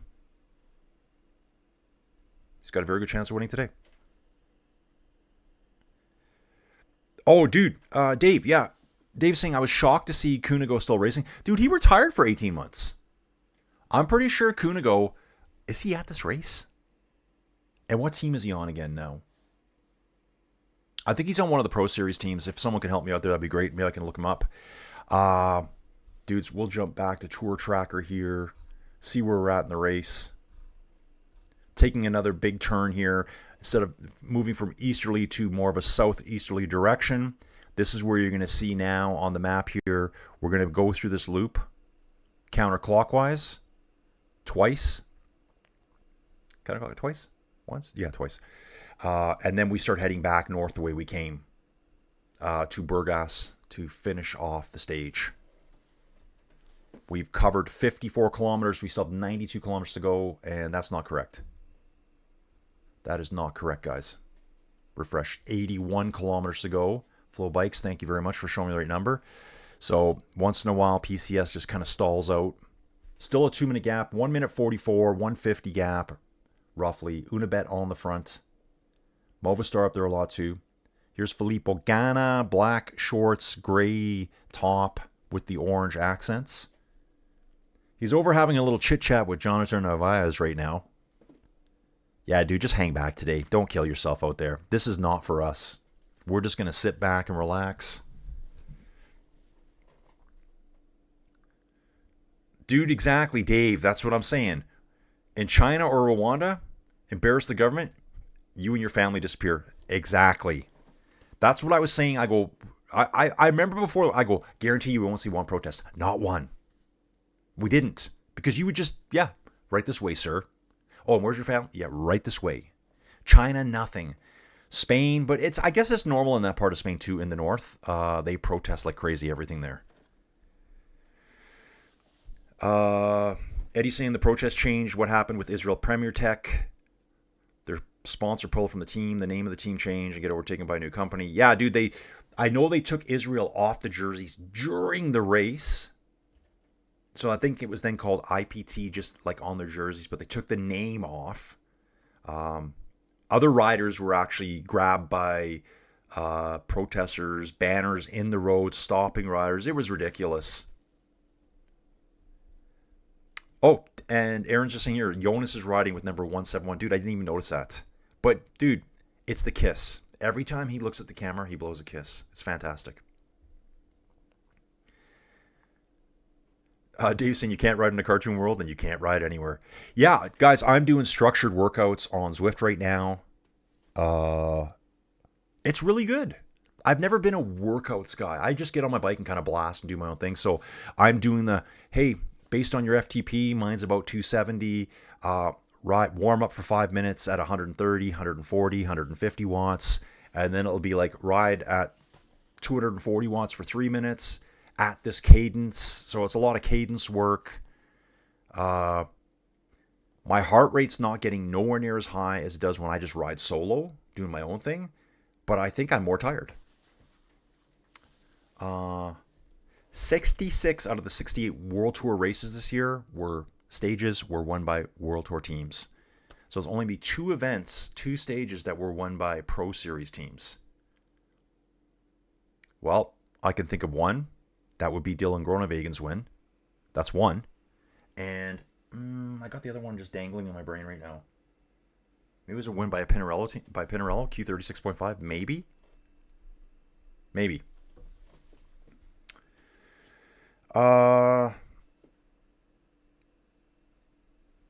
Dave's saying the streets of Toronto more cartoonish than Toontown. Aaron, Colin, on the Vuelta protest, I think the consensus would be that the point was to get sport washing out of cycling and get rid of IPT sponsorship while a human... Yeah, dude, yeah. Yeah, I mean, it's bad stuff that was going on there. And there's still a lot of sport washing going on. Still, number one team in the world. Slightly sport washing, I think. Hey, guys, have you seen the stuff about the guy that got disqualified? He's got a long name. I think he's a Dutch rider.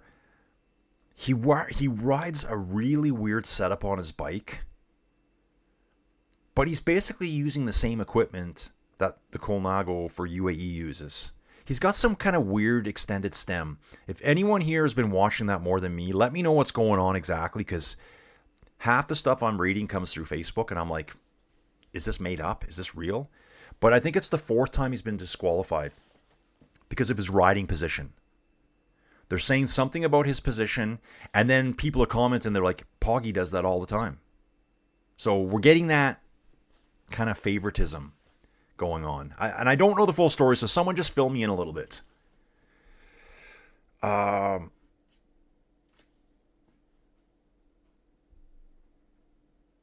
Okay, so Eddie's going to look it up. Let's see in the last year GC, our cyclists... Okay, so we'd have to look that up. Ghana here with singular focus, win the TT. Yeah, dude, 42-kilometer long individual time trial. That will be Ghana's thing. Sadly, no watt bombs today until 400 meters to go. Yeah, dude, the phase 2, 5, 6... Yeah, phase 2 will be the last 10 kilometers. That's what it's going to be. But there will be a big fight for that Red Bull kilometer 2. There will be a fight for the climbs, because there is climbing points, it looks like. Someone's going to want these points to wear those jerseys. Yeah, there will be some action, but it's going to be short and sweet. And then it's going to settle down. So after the Red Bull kilometer, at kilometer 115, it's going to be probably 25 to 30 kilometers of chill, and then all-out war at the end. And hopefully no one crashes. We've got Soudal Quickstep, Unibet Rose Rockets, and Lidl Trek, Gebrek Xavier pulling at the front right now. These two riders have been away all day, guys. All day. I'll refresh that again. We're a bit further along the road. We're 77 kilometers to go to the finish here.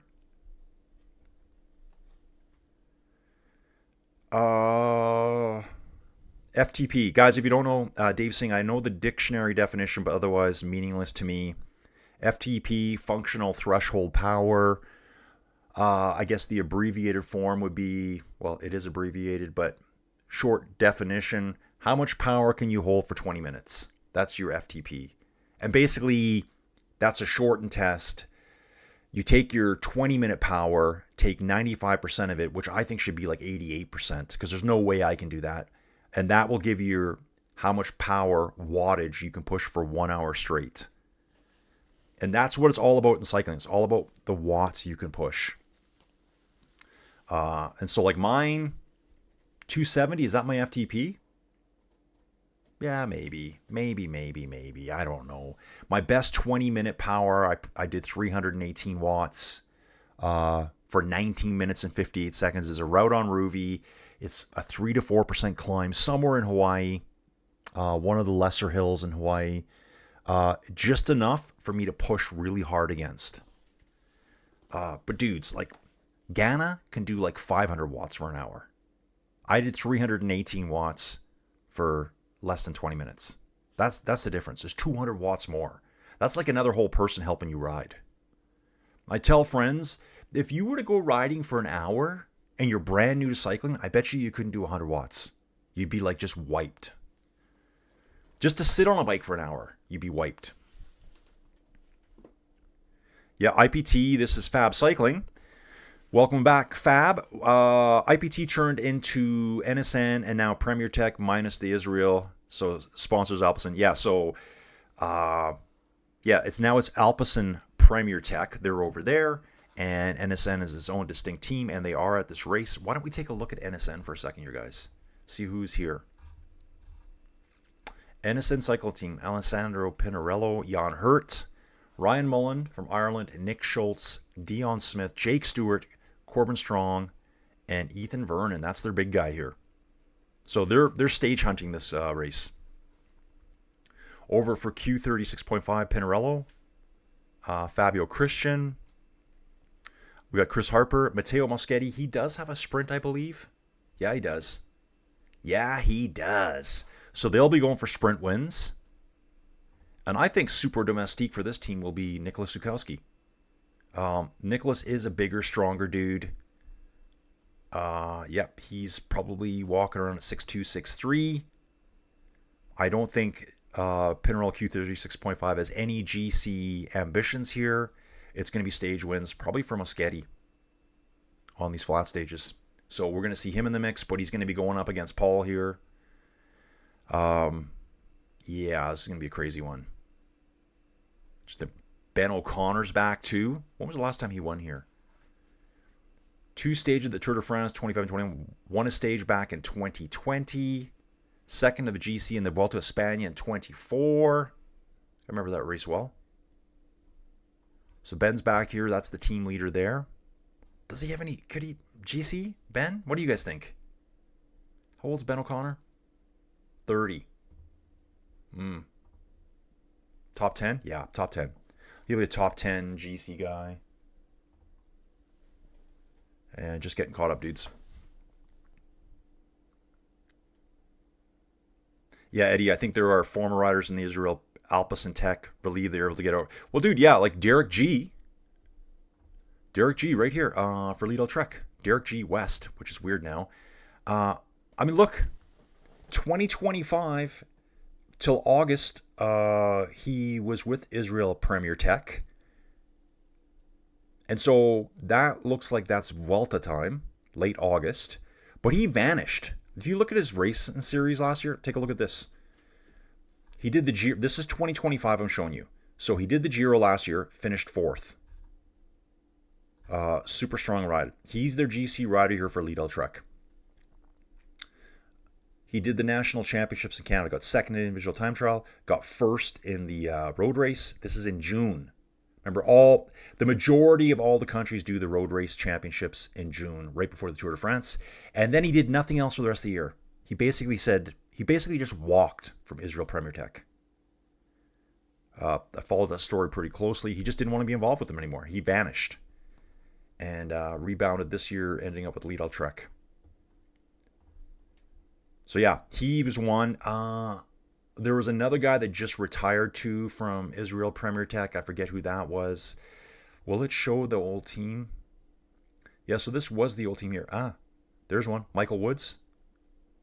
Retired. Another Canadian. Jakob Fuglsang. Jakob Fuglsang retired mid-year. You don't see that very often either. You know what? I look at that. I bet you Jakob and Derek were like, man, dude, we got to get out of here. We got to get out now. I mean, Jakob was 41, but usually they would keep that contract going till the end of the year. And Jakob just walked out. I do remember that. His last race, not his last race, this one here, we did this race on the channel. Post Nord Tour of Denmark last year. We did it. Okay, bouncing back. What I'm going to do is, wow. Okay, it is live. So they've got, they're in a neutralized start here over at the Vuelta Femenina. Official start is delayed until everyone is back in the peloton. Also, there was a crash by Mavi Garcia for the UAE Team ADQ. And the names are different in the women's racing. Different sponsors. Going past some little funland area here over at the Giro. An amusement park, a water park, some cool, funky Ravadinova Castle. This place looks awesome. It's more for weddings and stuff like that now. It's saying cultural events. Wow, so cool. Yeah, a lot better than our boring buildings that we have here in Canada. We don't really have any Chateau Frontenac in Quebec City is, yeah, that's amazing, but this is like a whole nother level. So the women have started racing now. It should be just after 6:49 in the morning here for me. And we're down to a 123 gap, so they're slowly starting to pull them back, guys.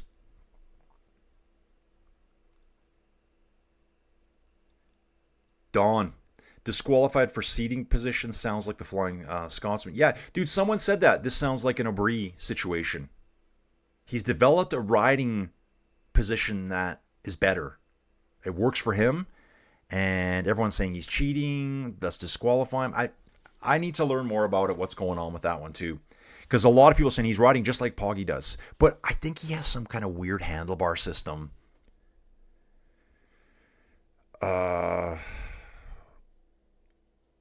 Aaron saying phase 2 coming at second cap. Agalina to get the Red Bull. Yeah, dude, exactly. It is going to heat up a lot there. Because the sprinter should be fighting for the Red Bull KM. And then the sprinter should be fighting for the finish. So that's going to determine who puts the pink jersey on, not who finishes the stage first today. It's going to be a combination of the finish line and that Red Bull time bonifications right here. 6:4 and 2 seconds. That could put you into the pink jersey. For some of these teams, this will be their only chance.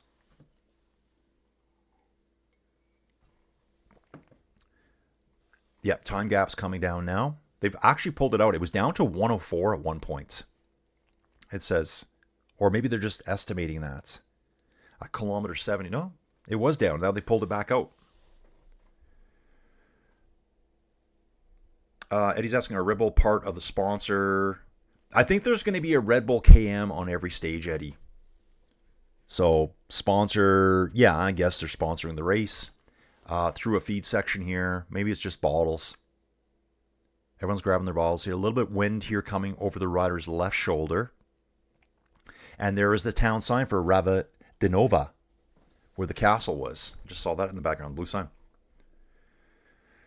Aaron, both about absolute watts, more important for sprints, punchers, and watts per kilo for climbs. Yeah, dudes, there's different. Absolute watts is what I always say for sprinters, and then it's watts per kilo for climbers.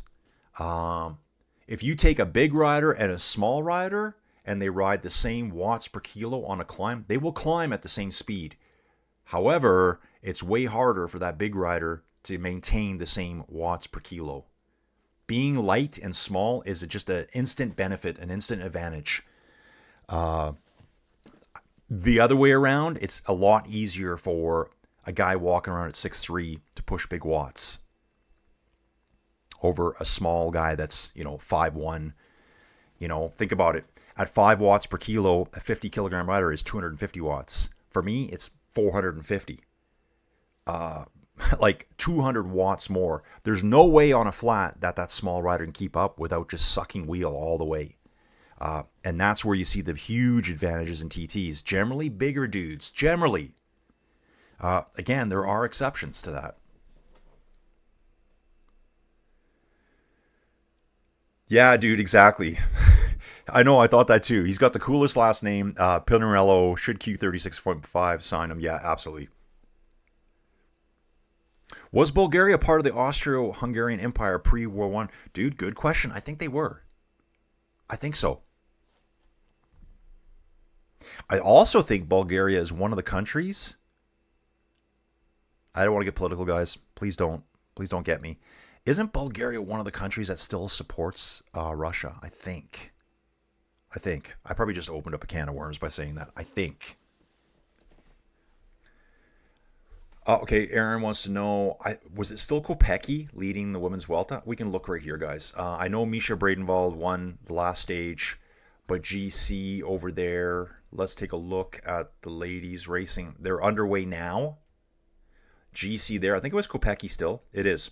As Lottie Kopecky has this 12-second gap over Franziska Koch. Cedrine Kerbal did very well a few days ago. Misha Bradenwald, Anna Vanderbriggen, Sarah Van Dam, Evita Music. Dude, I know almost every single name. The only, first name I don't notice is this one.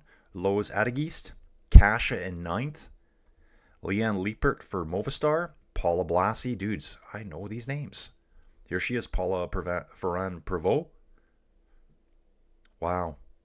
That's probably a really good race. Probably a really good race to watch. We will cover some of that Angleroo tomorrow, guys. back to the Giro. 69.4 kilometers to go, it looks like. Aaron saying Rockies have been much better this year, not the trash can they were last year. Dude, Aaron, I was looking at the standings this morning. Dude, why don't we do that right now on the fly? Here we go. Boom. See? I told you I was looking at it. So I was looking at games today. But the standings, like full standings. Who's the huge standout? Okay, it must be the Yankees, of course, are going to be there. Tampa Bay Rays are going to be right there as well. Another reason for Tampa Bay. Look at the Blue Jays, 14-21. Rays flying up there. 7-game winning streak right now. 7-game winning streak. Yeah, just popping the right up there. It's the National League. It's the Atlanta Braves. 26-12, 684 percentage right now. Cubs, they're on a 9-game winning streak. So you get really streaky, you can get right up there. They're at 684 as well. Dodgers, 23-14 at 622 percentage. Rockies are 15-23. Won their last game. Yeah, dude, I'll go see them. I don't know who I'm going to watch them play, but I do want to go. Tom Shank, if the UCI oversaw track and field, the athletes would still be doing the scissors kick and the high jump. Oh, yeah, exactly. Instead of the Fosbury flop. Yeah, I bet you when Mr. Fosbury, I forget his first name, when he came out and did that, they were probably like, oh, dude, you can't do that. This is not how you high jump. How dare you, sir? He probably got disqualified way back when. Looking at Jefferson Cepeda here, he's got to be one of the smallest riders here. Has to be. Check this out. EF Education Easy Post is the only team in the race with 8 riders from different countries. I did not know that. I did not know that, guys. Let's have a quick peek at that. EF Education, and there you go, right there. There you go. Wow. 8 riders. So we got Netherlands. I see Great Britain there. Here's an Irishman. Is this Estonian? It is Estonian. Michaels Mattis here. Mattis Michaels. Estonian. Denmark. Spain, Italy, and Colombian. Wow. Multicultural team right there, guys. Bardiani, mostly Italians. They were talking this all up in the presentation video, which I should have done a video on it. Dude, this year I think on rest day what I'm going to do is I'm going to do like a live Q&A day, I think. I think I'll just do a live stream where it can be whatever you guys want. It can be ask Colin anything. Ask yourselves anything. I'll ask you guys anything. Bring your Pop-Tarts. A lot of coffee. We'll talk about the race. We'll crap on each other. We'll have a good time. Sounds like a great day to me. Yep. Aaron, flat course equals need big dude. Exactly, dude. Now you see why all these teams, they have every team has a couple of dudes that are like 6'3", 6'4" floating around to like smash their way into the wind. And it's funny, guys, when you like riding inside. Yeah, I have a better chance of riding against really good like female riders inside. There's a lady I know, Stephanie Briggs, really good Canadian rider, virtually. So she races on a platform. She races on Zwift. She races on Ruby. But there's a platform called My Whoosh, and if you look closely at the UAE shorts, it'll say My Whoosh on them. That's their platform, UAE's platform, essentially. They have pay racing every Sunday. So people show up and race every Sunday and win money. And the top guys are making over 100K a year racing bikes at home. They can't crash. They don't have to travel. They travel once a year, maybe a couple times a year. Like for World Championships, they have to travel to UAE. And they have a huge studio they set up. Everyone's on the same trainer. If you guys are into this kind of stuff, it's kind of cool to watch. And they do push huge numbers. It's different cycling, though. Because a lot of inside cycling now is people standing up the whole time on the pedals to generate huge wattage. They've trained themselves to stand, like literally for like 40 minutes straight. stand out of the saddle the whole time, kind of generating, I don't want to call it fake watts, but kind of, because if you were in a time trial, you couldn't stand the whole time. It would defeat the time trial aerodynamics, right? Back to the chat here, guys. 67 kilometers to go. Everything's pretty status quo for now. Oh, the world's oldest fire walking ritual. It's a fire dancing ritual from Mount Stranza villages. Barefoot, enter a trance, dancing to drums and bagpipes. Who would have thought they had bagpipes in Bulgaria? Wow. Now you know. The things you learn here on this channel.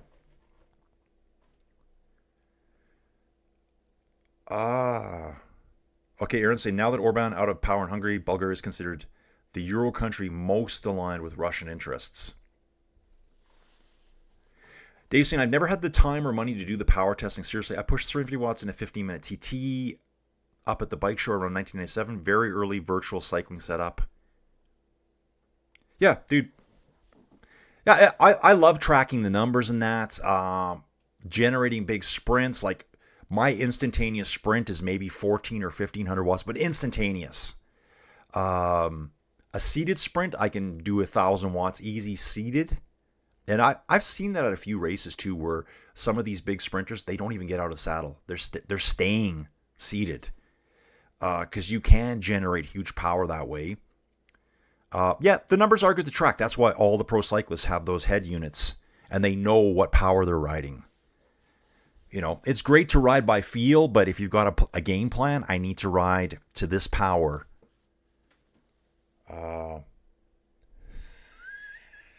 Thomas sent me a great comment here on Messenger, dude. You made me laugh my head off. I'll repeat that on the Monday's Q&A, guys, on the rest day. I'm going to have to get a screenshot of that. Jack Fosbury for the Fosbury flop.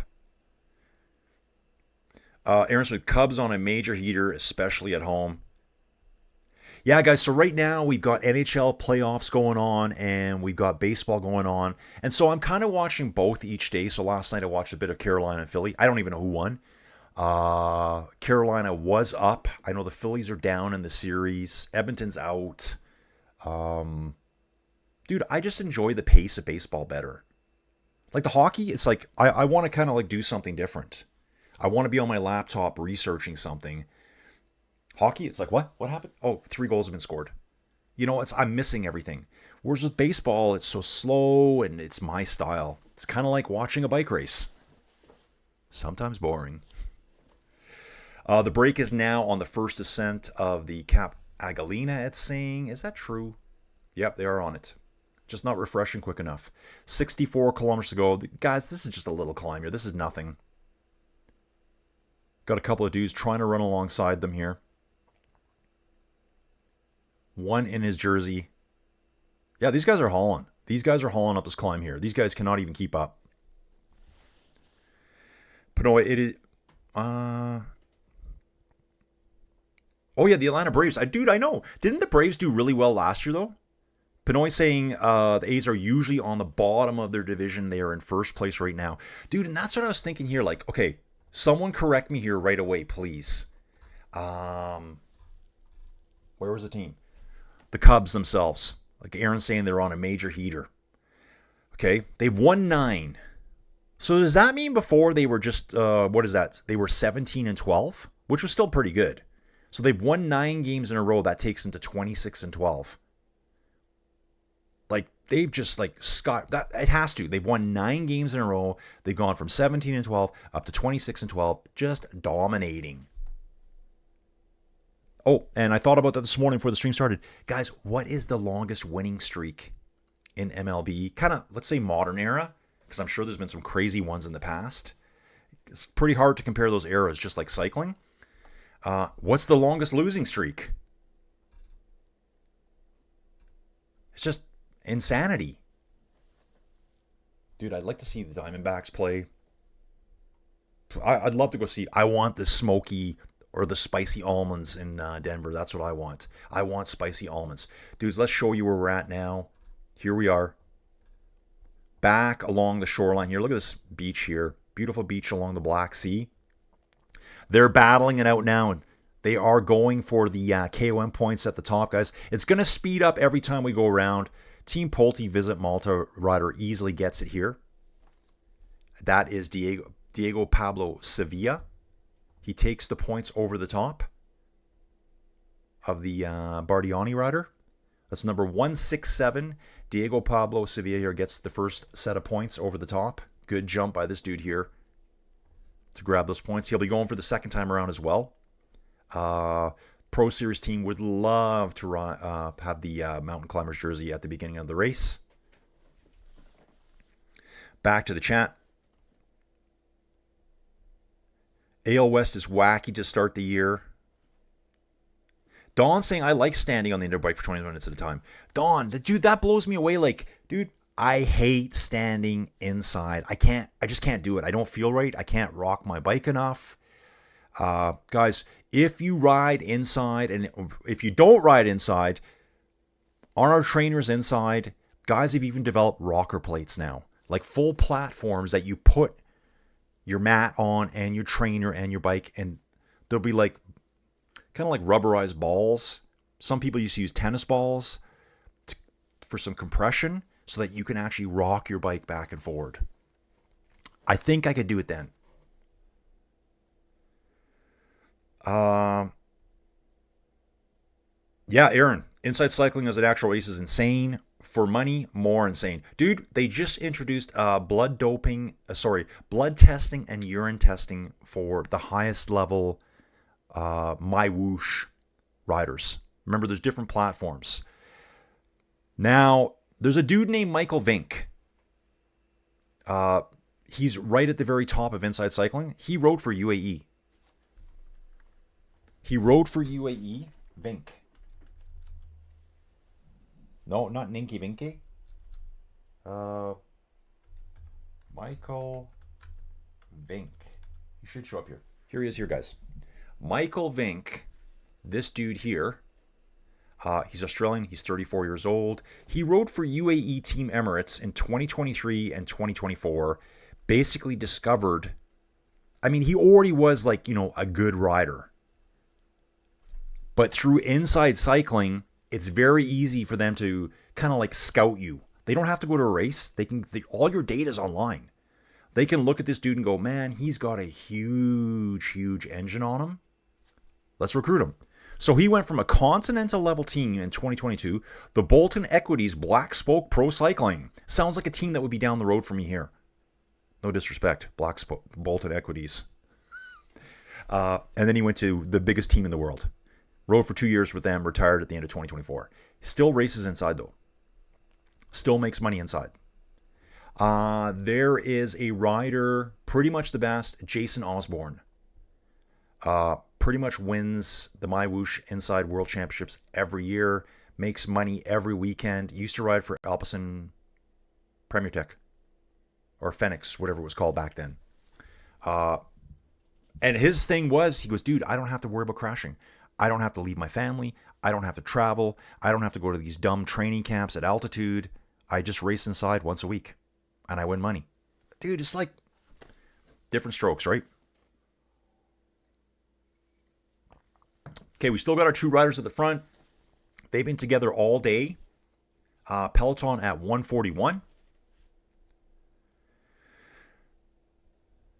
Best assigned quote to Poggy was one on, I train with data but ride with instinct. Yeah. I agree.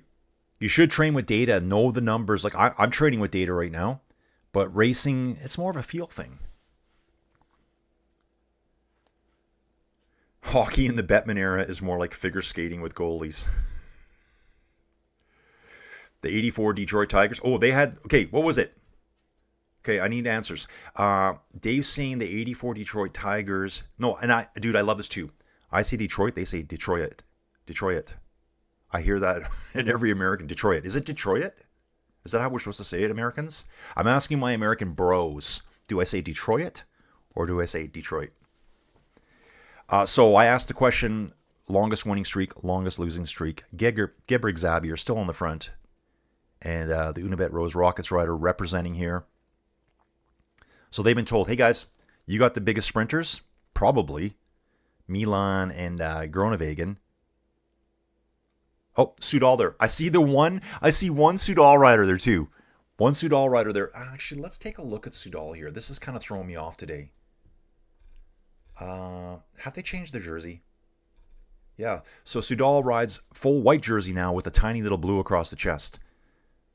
So they got one right up the front for Mr. Paul here. So all the sprint teams have to send one rider up front just to do their thing. Has NSN sent someone up there? I don't see a Pinarello rider, so it's the big guys are just sitting at the front. Note that every team in the NL Central is over 500. 35-5 start, then coasted into the playoffs. Okay, wow, 35-5.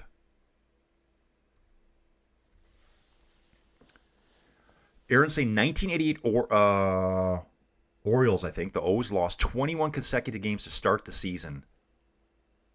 Some recent Indians, Guardians. Okay, they changed. Cleveland's gone from the Indians. How dare them? Yeah, that's terrible. Now they're called the Guardians. Just kidding, guys. One close to 20 late in a season. Dave's saying I prefer lore to data.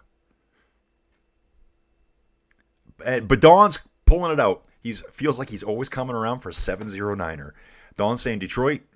No, Detroit. The second one, Detroit. In the pipe, 5x5. Detroit.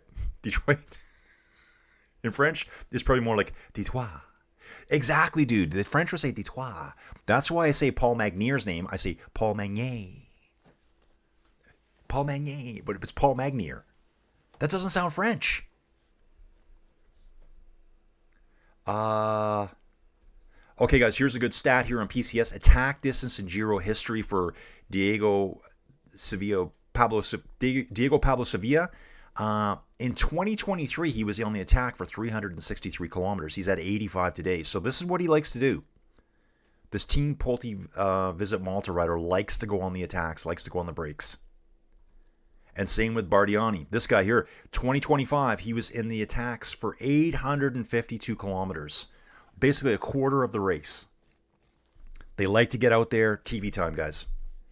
TV time. 57 kilometers to go. We're just over 2 hours into the race. Average speed, 42.2. Very slow, guys. Very, very slow for a flat race. Everyone's just going to ease into this Giro. Tomorrow it starts getting hard.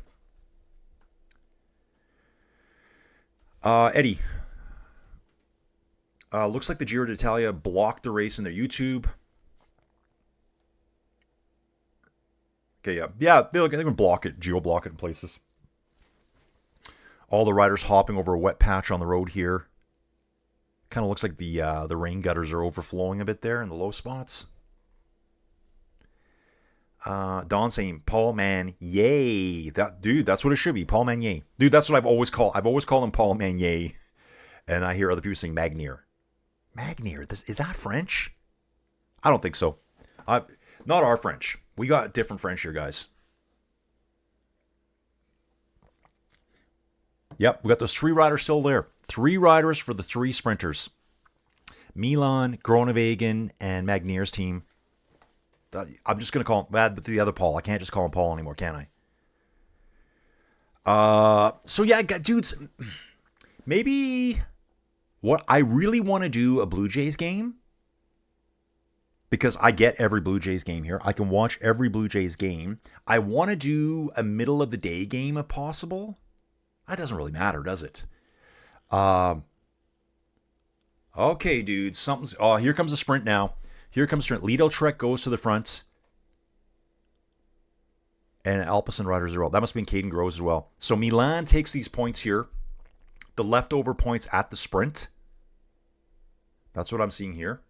So we've already had Manuel Tarozzi go through and Diego Pablo Sevilla. They've been through the sprint. They've been through the first climb.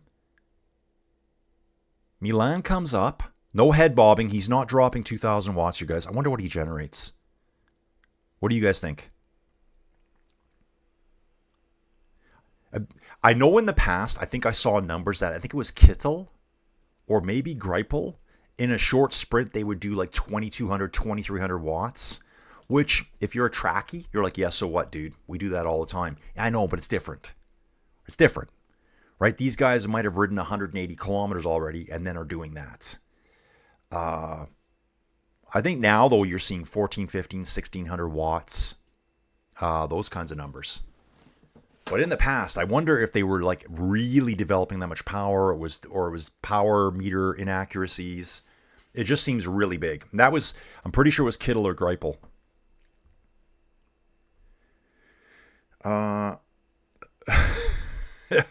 Dave's saying, for an interesting treat, watch Hockey Night in Canada and Punjabi. Dude, I think I've heard it before.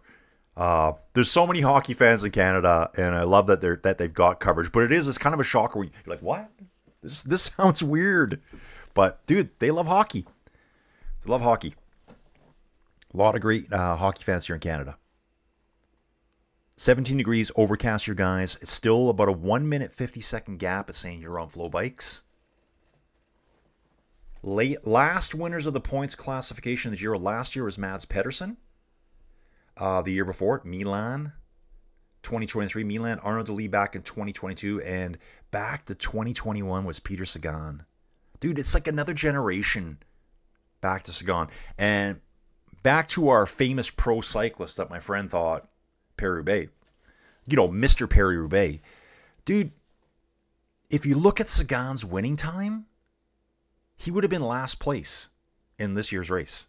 Second to last place or something like that. Like, it's kind of mind-boggling.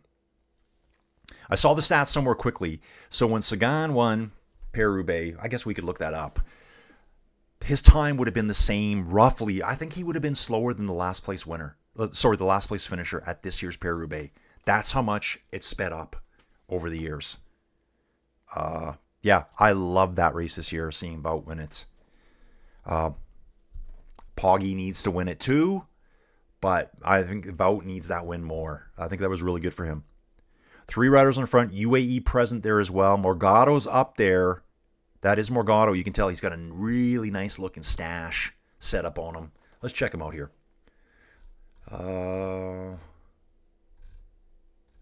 Here's Morgado. Yeah. You can tell this guy from a mile away, the GOAT and the stash. He's riding about 5th place. There's 2 riders for UAE up there. We've got the 3 riders from our 3 sprint teams. We saw the kiss from Jonas earlier. That's all we're going to see from him for a while. 53.2 Ks to go. It's currently 7:17 in the morning for me. Liberté, égalité, fraternité, and Paul Magnier. Oh, légèreté. How about légèreté? I don't even know what I do here sometimes, guys. Just have fun. So, guys, thanks for everyone being here. We got the hard course here today. Hopefully, we have more people trickling in over the next little while. The Giro should be a lot of people watching it. It's a big race. Probably tomorrow we're going to see better numbers. Weekends always do better. Harder stages. I've noticed it from the past. Kind of like the first stage and the last stage and the TT stages get the least turnouts. Okay, dude, I love this from Dave here. This is great. Guys, drop the knowledge. Dave dropping knowledge here. Dave dropping knowledge content segment. An EF rider who finished outside the time limit would have won all but 5 editions of the Paris-Roubaix. Dude, that's insane. Don's asking, is Jonas wearing socks with red? I think, Don, you're asking that because Jonas has been spotted wearing very short socks. Lucas Kubis, over on the side of the road, taking a whiz. Easy to spot. He rides in the Slovakian champion jersey. He's decked out mostly in white with the red and blue bands around his chest. Lots of natural breaks going on. Break natural all time, guys. Break natural all time. Lots of guys pulling over here. So yeah, Jonas has been out riding in short socks. I'm surprised he doesn't have pom-poms on the back. Believe it or not. They're so short. The real good thing about Wout winning is we will get at least one more Paris-Roubaix with Pog. Exactly.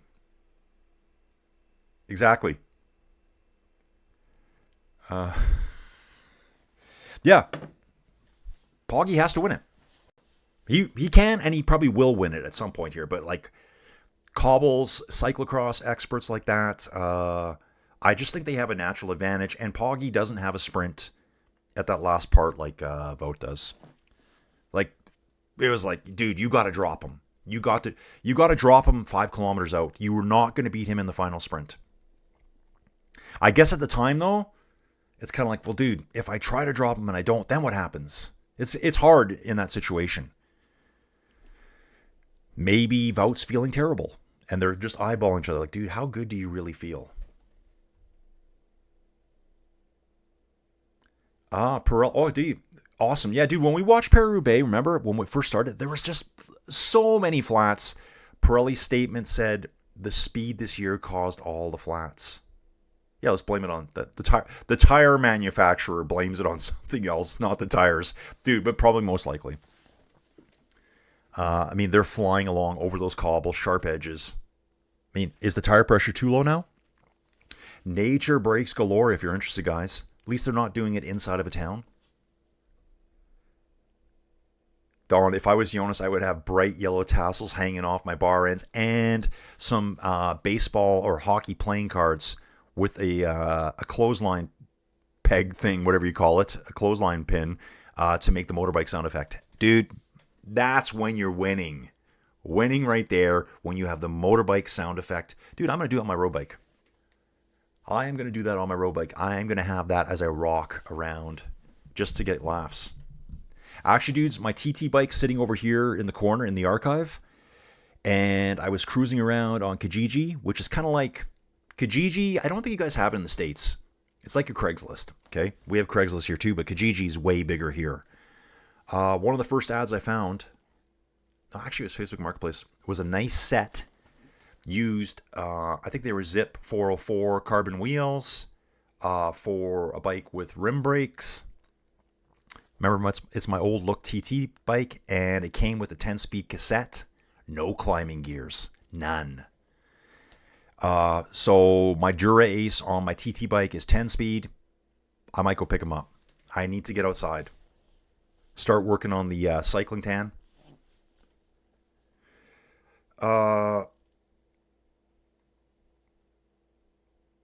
Yep, you're right, Aaron. That data may be true, but it does not tell the whole truth and nothing but the truth. Races are dynamic and comparing times from previous years a little spurious, indeed. Yeah, it was extremely fast. Yeah, dude, I remember saying that. The race was so fast. Like the first hour, they rode over 52k an hour here, as Dave's saying. Like just insanity how fast they drove the front of that race. I mean, you could probably break the race down. I bet you through some of the cobble sections, probably back more down to normal times. But the first hour and a half was just insanely fast. We still got 50Ks to go here, guys. 1 minute, 40 seconds. Just a leisurely ride for these guys today. And that's probably what they're hearing in the team buses. Like, guys, just take it easy. The race is coming in the final 10 kilometers today. Outside of the teams that can see the strategy of going for the Red Bull KM too. Dude, it's going to be fascinating. Once we go through that Red Bull KM there, we're going to know who's got an advantage going into that finish line. Milan better make sure he's at that Red Bull KM. He cannot not get time there. You don't need to, you don't need to win today's stage to get the pink jersey. It's theoretically possible.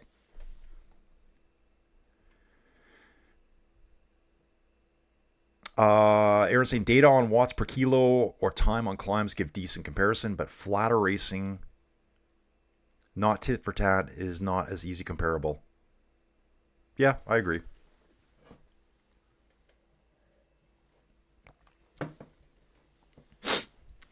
I guess with power too, guys, it's just a comparison. Like, what are you guys going to ride? We're riding 2.2 watts per kilo for an hour and a half straight, like on Zwift or something. I bounce around from the group. So in Zwift, I can start in a group that's riding 2 watts per kilo, like a RoboPacer group. I join in. I teleport in. There's 200 riders there with me. And you're just going to ride at 2 watts per kilo, get a nice draft. I get warmed up. I bounce to like a 2.6 watt per kilo group, work a bit harder. I get a bit crazy. I jump into a 3.2 watts per kilo group, push really hard. I can just easily teleport back to a slow group to get breaks. This is all inside stuff, guys. And why am I doing that? Because when you ride in RoboPacer groups, you get more drops. Drops is how you buy things. It's the in-game currency of how you buy new equipment inside the game. You gotta earn drops by riding. If you ride in a group with a RoboPacer, you gain drops quicker. Enough of that.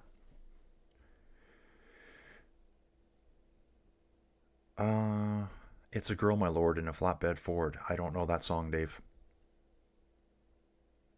The quality of tires could be explaining a lot of the KPH against. Yeah, dude, that too. That too.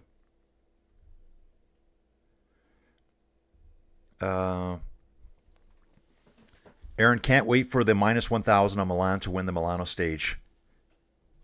And hope others can win. A little bit cooler and overcast, you guys, going back to the shoreline here. I think we're right alongside it right now. Yeah. Is that right? 100 kilometers in. 46 to go. I'm going to refresh this here. 47 to go. Close enough. Here they're saying 46 to go. We're going back around this way now. We're going to be going along this long beach area again here. I can't. The map is acting really goofy today. I should be able to slide this map around. There, I can now. It's just funky. Going up that climb again. And then the second time through here. This is very important today, guys. Nope, it's over here. It's the Red Bull KM sprint at kilometer 114.7. 100 kilometers done. 5 kilometers to the foot of the Cap Agalina again. Here's another 1,000 days. Like Jai Hindley, Felix Gall's last win came back in 2023, and I think it said at the Tour de France. Wow. Yeah, lots of nature breaks today, guys. They're probably like, okay, let's settle in, boys. 3 weeks long.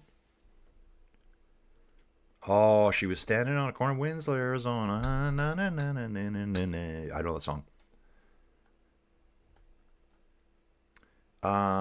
New York Yankees at MKE. Why can't I figure that out?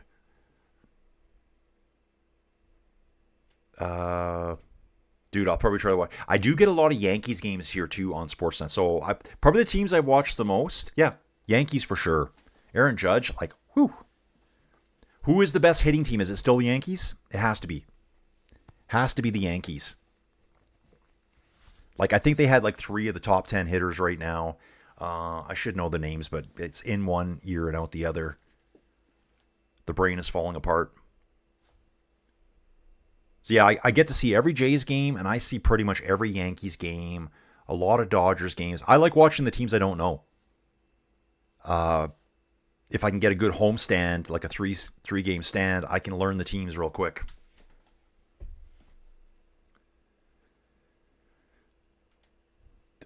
Dave's saying the only Gall I think of is Charlie Gall.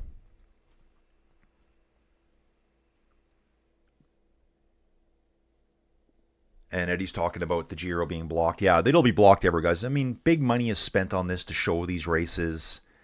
I think I told you guys, I think I pay about $200 a year for Flow Bikes. Subscription coming up at the end of June, right before the start of the Tour de France. And I will be getting it. The Yankees play the Blue Jays a lot. Dude, yeah. I don't know if they have this year, though. Have they? Dude, I don't know. Aaron's saying the Peloton goes slow equals pee a lot on the side of the road. Peloton goes fast. Pee in pants or forget to hydrate because of speed. Yeah. I wonder how much of that actually happens. How much does that actually happen? Like, you just like, I just got to take a whiz right here. Or, dude, even worse, think about being the women. Like, what do they do? What do they do? Yeah, Felix Gall for decathlon here. I don't think he has won a race since 2023. I think it was saying so. Felix Gall, 3rd place or 4th place at the Tour de France last year. 5th place at the Tour de France last year. 8th at the Vuelta a España. 4th at the Tour de Suisse, 5th at the Tour. I mean, the guy is knocking on the door. Knocking on the door. Yeah, it looks like he didn't win a race all last year. So they were talking about this 1,000 years, the same as Jai Hindley. Felix Gall, leader of that team. Tobias Lund Anderson should be right there too. Those are your two big names for that team for sure. Got a UAE rider pulling over on the side of the road. This is weird. Looks like he's going to... It's Mikhail Berg. This is weird. Oh no, he's just taking it easy. I thought he was going to turn around. He's doing a seat adjustment. That's why he's like, okay, take your time. Saddle must have been just slipping a little bit. He's fine. Yeah, it looked like he was going to turn around in the middle of the road. Okay, sorry guys. I got to get back here to the screen. And let's go back to Tour Tracker. Here they are. The little blue dots here. We'll just keep it here for now.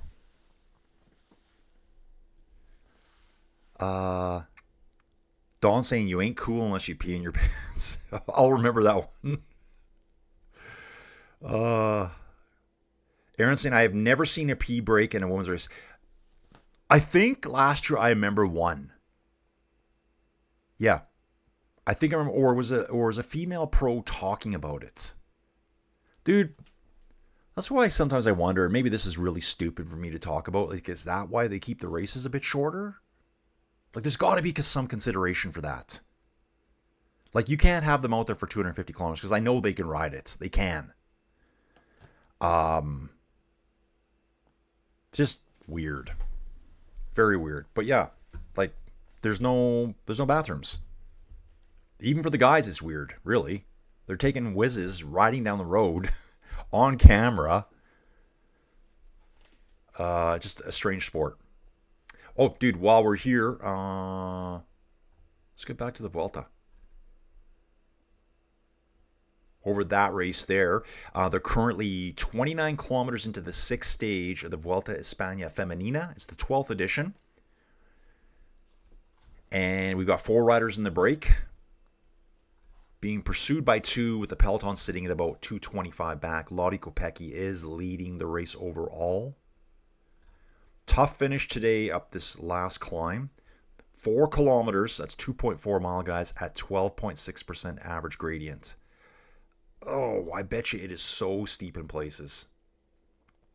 Tomorrow, Angliru. I do want to look at that because I do want to cover that one too. So tomorrow we have the Angliru. And if I look at it here, yeah, I wish they'd break it down better than this. So the Angliru, it's saying 4.5 kilometers at 7.7, but the final 6.5 kilometers is at 13.4%. It's like a 12 or 13 kilometer climb, probably at 12 or 13% all the way, with some 20% sections that are kind of extended in length. It's not like just a quick 50 meters of 20%. It's longer than that. Just a crazy climb. Actually, it says right there.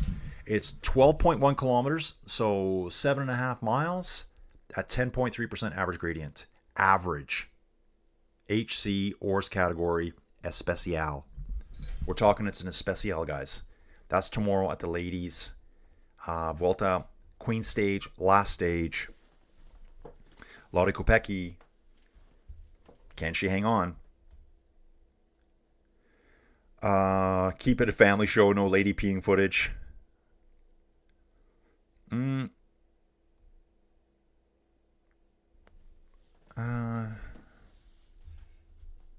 Yeah, it's sad for some of these riders not being able to win with guys like Jonas, Poggi, Paul, Remco, and MVDP out there. Yeah, dude. But it's probably like every generation. Matthew's grandfather. Guys, help me out. Pulidor, Poo-Poo. He was the eternal second. Eddie Merckx would beat him every time, and Poo-Poo would finish second. But the fans, they loved Poo-Poo.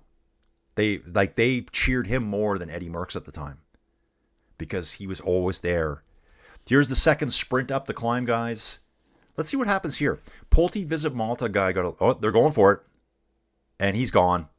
The Bardiani rider's like, yeah, dude, just go. Don't make me work too hard here. Pulte Visit Malta locks up the KOM jersey on stage 1. Good job for this guy. Just earned his salary for the week.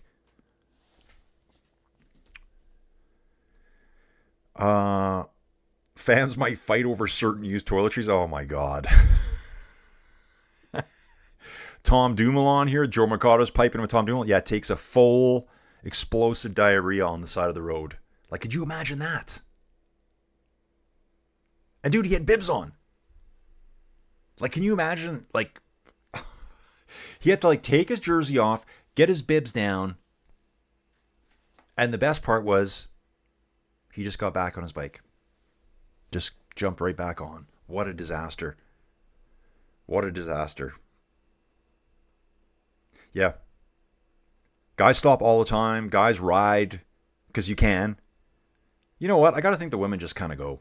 You'd have to. Do I stop on the side of the road and show everything to the whole world, or do I just go? No one's going to notice.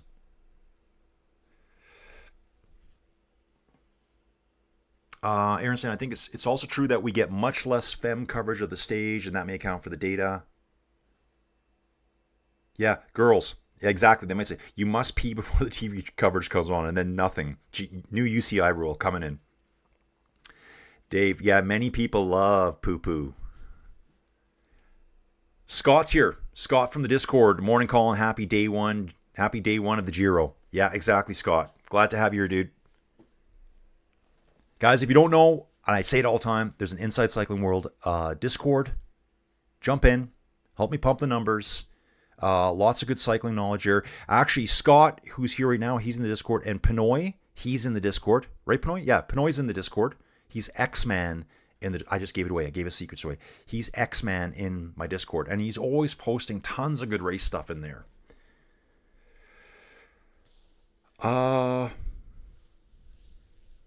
Raymond Poupou was always there, and French. Eddie's asking when the date of the female Giro. Well, dude, it's on right now. It's the 12th Giro for the women.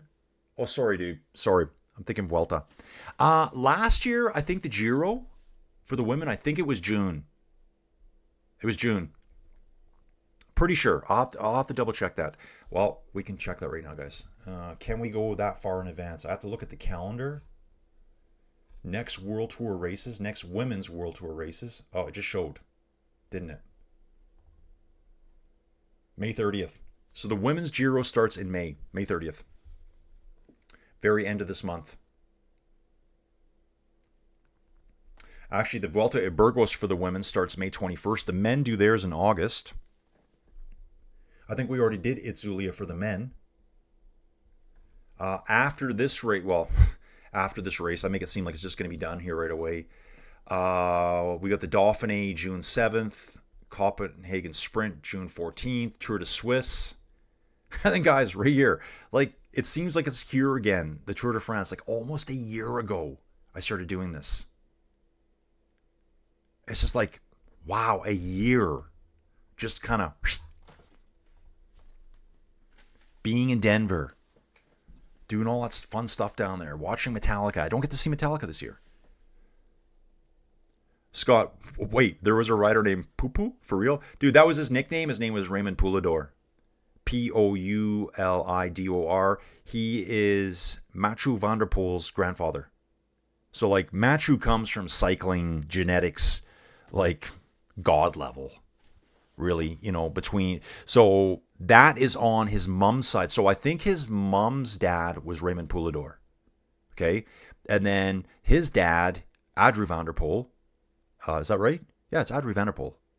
That's Mathieu's father. So he's got Poulador genetics from one side, his own father from his side, like, kind of, here you go. You should be a pro cyclist.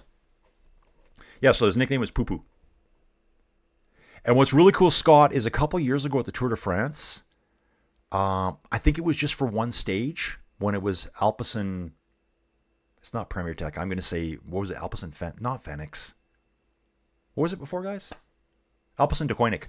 When it was that, they had a stage and they did a really cool photo shoot. You can probably find it on YouTube where they were all decked out in the purple jerseys that his grandfather wore at the Tour de France, which he never won. He only finished second. And I think he finished second like 5 times. It's something like that. And he finished second at so many races. The eternal second is what they call him. Right, Aaron's answering here. Poupou was his French nickname. Raymond Poulidor. Dave's saying the women need a grand tour. Yeah, dude, they do need a real grand tour. Joe Mercado, Eddie Merckx era was one-sentence newspaper coverage for the tour win. Oh, yeah. Aaron always knows how to just give me a good shot. The transition from Nature Break Talk to a rider known as Poupou is A+ production. Absolutely, dude. It's nothing but the best here, guys. Nothing but the best. I try my best. Poulidor was a beast. Yeah, he was an incredible rider. Oh, Poulidor, I've heard of him. Didn't realize that was his nickname. Yeah, it was Poupou, Mathieu's grandfather. And dude, yeah, you'll find it on YouTube. I don't know. I would type in Mathieu van der Poel, Poulidor, Jersey Day or something. Yeah, they all toured around in their purple jerseys. It's kind of like a lavendery purple, I think. I should know the name of the team, but I don't. I love the nickname. Well, Aaron, as far as I know, a Grand Tour, there's only 3, and they got to be 3 weeks long. They do have other ones they call tours, so there's the 3 Grand Tours, and there's 7 other races, I believe, that the UCI ranks as tours. They're like 7 to 10 days, like the Dauphiné, probably Tirreno Adriatico, Tour de Suisse, things like that. Yeah, Scott. Yeah, dude, I know you are.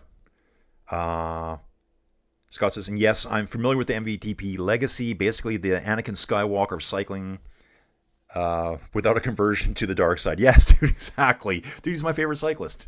I just love him pulling up to a cyclocross race in a Lambo. Like, yeah, I'm here.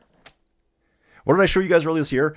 Mathieu van der Poel did 13 cyclocross races. Started late in the year. Took a break from road racing. Started late. All the other CX guys are out there killing it. Shows up. 13 races. Wins every one.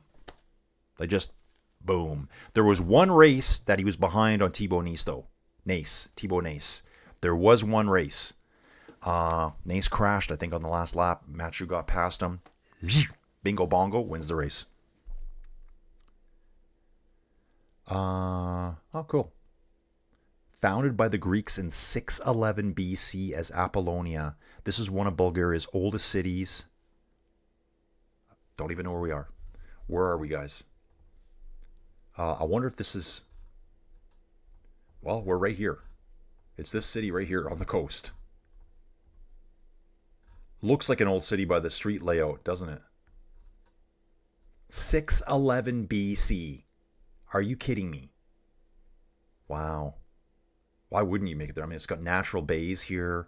This bay here. Okay, this one's been... They've made a causeway here, I guess, onto this little island. And they've got a big dock here. Maybe this is all man-made. I don't know. Just making up stories here for you. That's what I do. 36.3 to go, guys. Red Bull KM's coming up. It's going to get very heated there.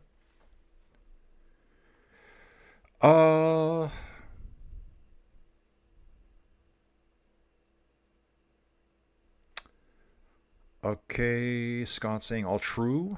I forget what I said. I probably said something really weird. Dave saying we almost thank Lance Armstrong for the great coverage of cycling we get today. Oh, yeah. MVDP, the legacy. Yeah, dude, amazing. They're showing that same little port I told you guys about with that island out there. Front of the race has got 33.4 to go. 138 back to the peloton. Red Bull KM's coming up. So they're going to let these two dudes take the time. Yeah, so right now, the big sprinters are going, okay, there's only going to be 2 seconds left. There's 6:4 and 2 seconds at the Red Bull KM time bonifications. There is riders' points, which the sprinters will be concerned about, but it's so early. But it's who wants that pink jersey today? They're not going to catch these two. Minute and a half with 700 meters to go to that Red Bull point. Team Pulte, Visit Malta. 2 riders attack off the front here. It looks for Lotto Intermarché are going now. Lotto Intermarché are going. Who is this here? I wonder if Arnaud Delis here. Attacked by 2 riders in the peloton. It's Lennart van Eetvelt. I heard how to say his name good at the presentation, and I just destroyed it again. But there are 2 of them. If that's the lead there, he's up to something. He's got the strategy of, I'm going to get 2 seconds here, and I'm going to do well in the sprint, and I could take the pink jersey. Might be a better way to get the pink jersey than trying to beat Milan outright in the sprint. Okay, so the Bardiani rider looks like he's going to get the sprint here. Fair play here because the Pulte Visit Malta guy got both the KOM climb. So, you know, maybe that was a little bit of fair play there. Like, hey, dude, you know, I'm not going to totally fight you for it. I am going to make you sprint. Okay. So the Lotto Intermarché riders, the ones drop back. We've got 1 rider left here. Can't see the number. But the peloton's gaining on him fast. I don't think he's going to make it. I don't think he's going to make it. Dude, you better. He's out of the saddle now, powering his way up. I think there was just a left-hander, and then there was the finish line for the Red Bull KM. There's 2 seconds available. Wow. Still 500 meters to go. He's not going to make it. He's not going to make it. UAE's dragging the back. Here comes Morgado. Morgado's coming right now. I can see him with his mustache. Not greasy either. He does not have a greasy mustache. He's coming through now. Overtakes him. Oh, that was Lennart van Eetvelt. Morgado's going. Got a Visma rider on his tail. Jaco Alula and an NSN cycling rider. Morgado still pulling all the way. Gets the sprint 2 seconds. So now he's set up for the finish line. He's got 2 seconds right now over eventual winner, maybe, Jonathan Milan. So you see what I'm saying? He's got a 2-second buffer now on Milan at the finish. So Morgado just has to place really well at the finish, and he could get the jersey. It's possible. There's a slight chance. I'm going to take a look at the overhead again here. Morgado kicks a second time here. Jaco Alula coming up the middle. That must be Ethan Vernon there too. He gets 4th place. Visma gets 2nd place in that sprint group. First 2 places are already gone. Wow, that was nice. Yeah, Antonio Morgado here. You can see it on screen. So Tarozzi gets 6, Sevilla gets 4, Morgado gets 2. I've got Morgado down as a sprinter for today's finish. So I'm not really sure what the payout on the finish is. 10, 6, 4, 2, 1 maybe, I'm guessing.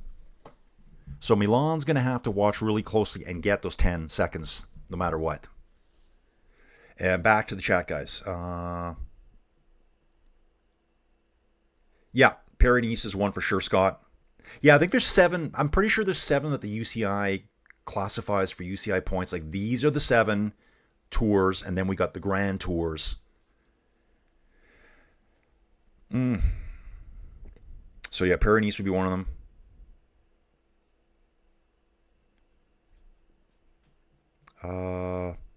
EF sporting the poo-poo look. Oh, yeah, okay.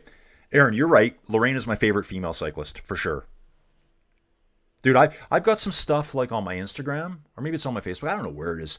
Lorena's sprint finishes from just early this year. Like, dude, like finishing 10 bike lengths ahead of everyone. And just looking so powerful.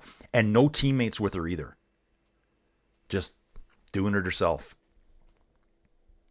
So yeah, we got Lorena and we got MVDP.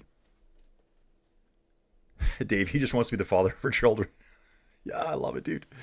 That's one of the things I love about MVDP, e.g. the Lambo. He brings real sports celebrity swagger to cycling off and lacks that kind of thing. Yeah, Scott, totally, man. That's Scott's comment too. Dude, and he's really good out in public. Like, you see random dudes meet him. Actually, it was, dude, Steven Cycling, who's in this channel once in a while. I ride with Steven. I used to ride with Steven all the time on Ruvi. I just don't ride Ruvi anymore that much. Steven sent me a picture in the last few days. I'm going to post it on the next stage. One of his buddies out riding ran into, I think it was 3 of them. Yeah, it was MVDP, I think Florian Vermeesh, and maybe it was Gianni, and some other rider, and buddy got a picture with them standing on the side of the road. No problem. They're all riding together, kind of. I think that's the coolest part about cycling. So Lorena was in Malaysia there a couple weeks ago. Pinoy. Audrey van der Poel won 6 classics, 2 Tour de France stages, and the 1996 World Cyclocross Championship. So, I mean, Matthew was kind of born into it, right? Sneed Speed here saying, great to see a tour with no Israel Premier Tech. Yep, dude, they're done. Sneed Speed looks like he's brand new here. Oh, and back to Scott. I missed one of Scott's comments here. He's the type of athlete who can be a star in almost any sport. He just has the talent, confidence, and the vibes. Yeah, dude, totally. Dude, after cycling career, he'd be a great spokesman, maybe cycling commentator. Dude, yeah, he's got it all, right? Whoa! Loose dog on the road. Loose dog. Then the dog almost gets run over by a car. Come on, fans. Grab your dog. Riders had to avoid that dog big time. And then the dog skirted her out. It looks like the race official's car almost ran him over. Yeah, we're down now 55 seconds here, according to Pro Cycling Stats, guys, with 28 kilometers to go. Looks like Emmanuel Gabriel-Xavier is having a little talk with the Soudal rider. Like, dude, you need a few more turns on the front. I'm dying up here. I'm dying. Yeah, I like the EF jerseys today. Still rocking the pink helmets, though, pink bottles. Looks like they have a pink wheel tape as well on their carbon wheels. Looks kind of flashy. So you're saying there's a chance. Say there's a chance, man.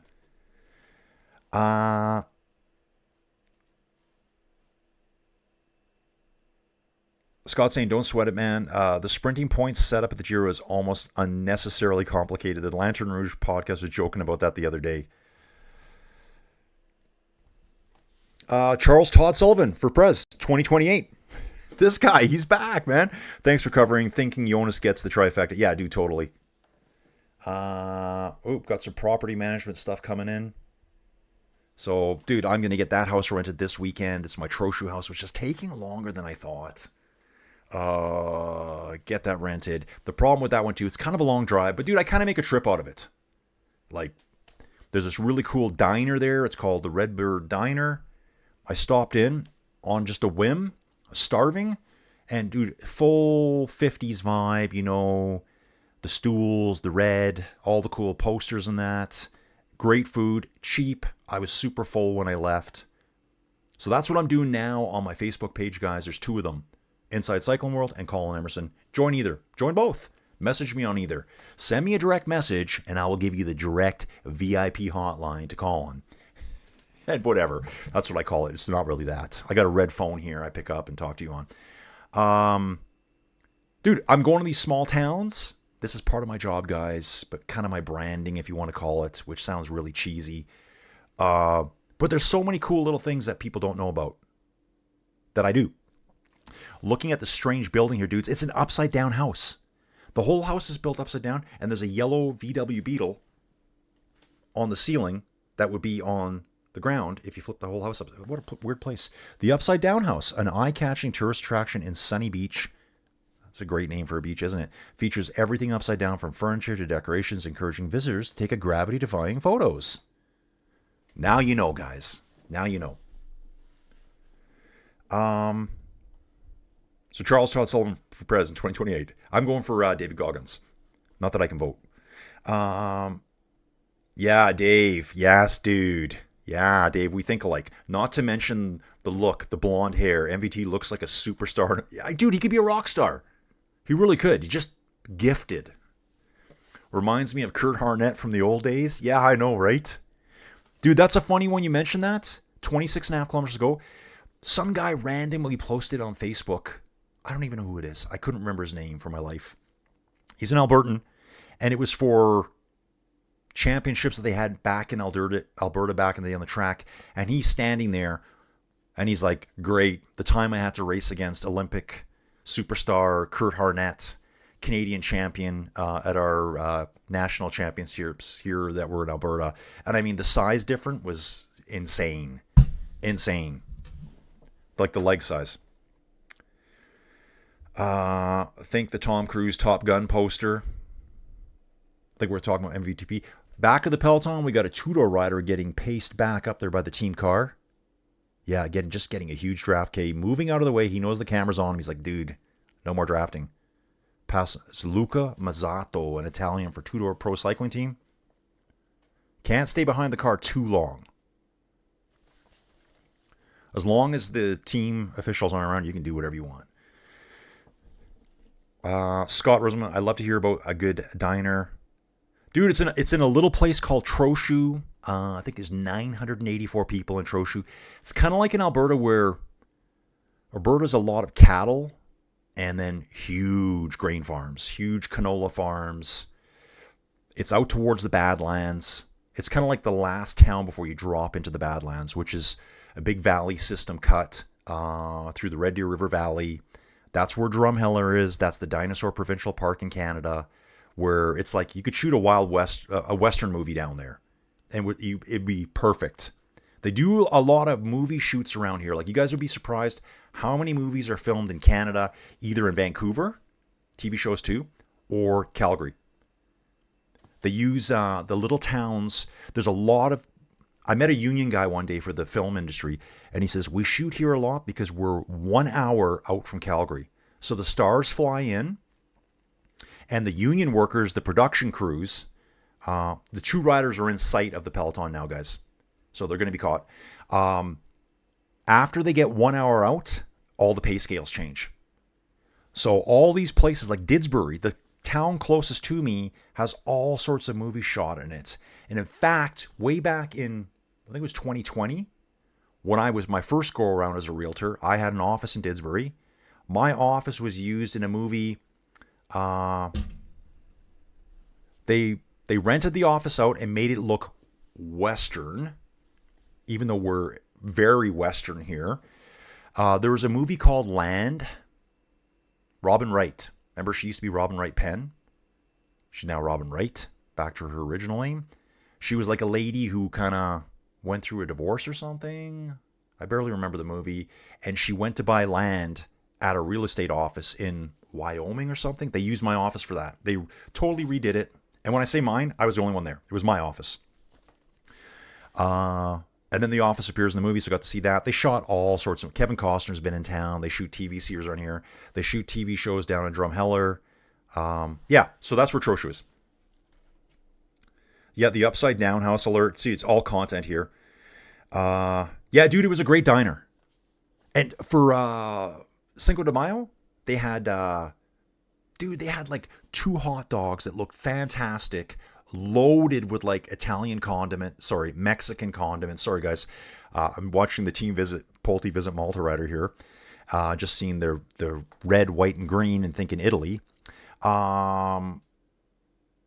Yeah, 2 fantastic looking hot dogs, 2 Italian sides, which was, of course, was taco soup and something else. $17. Come on. Dude, I'm going to stop in and next time I go through. Dave, I just got it. He sent his Cinco de Mayo photo, you Colin, so I got something from Dave coming through here. Dave, I might show it on the next video, so be careful what you show me. Dudes, I did that last year at the tour. If you got cool photos, cycling related, even not cycling related, I'll put a little slideshow together, and I like to show it during the broadcast at some point. The broadcast, like, whatever. Dude, totally. Here, they've just been caught. The 2 boys up front, they just do a little fist pump. Wow, man. We survived for 120 kilometers by ourselves. That'll show up in the record books. Colin's going to talk about it tomorrow on PCS. They're all together right now. Harnet's thigh was bigger than my entire body when he retired. Did a charity. Dude, yeah, his thighs were just gigantic. Here's the fist pump again. Yeah, good job, dude. I got the KOM. You got some time. You got the Red Bull KM. I think you did. Yeah. Dude, race is going to start getting a bit more serious now. Emmanuel Gebrek-Zabier still at the front. Unibet Rose Rockets rider just peels off. Soudal up there. UAE, Movistar. All being very present at the front here.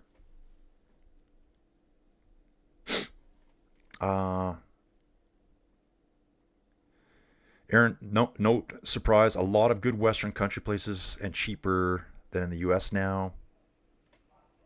Yeah, Scott, there's tons out here. There's like yeah, so Land was filmed there, dude. And there's so many in the area. Like The Last of Us.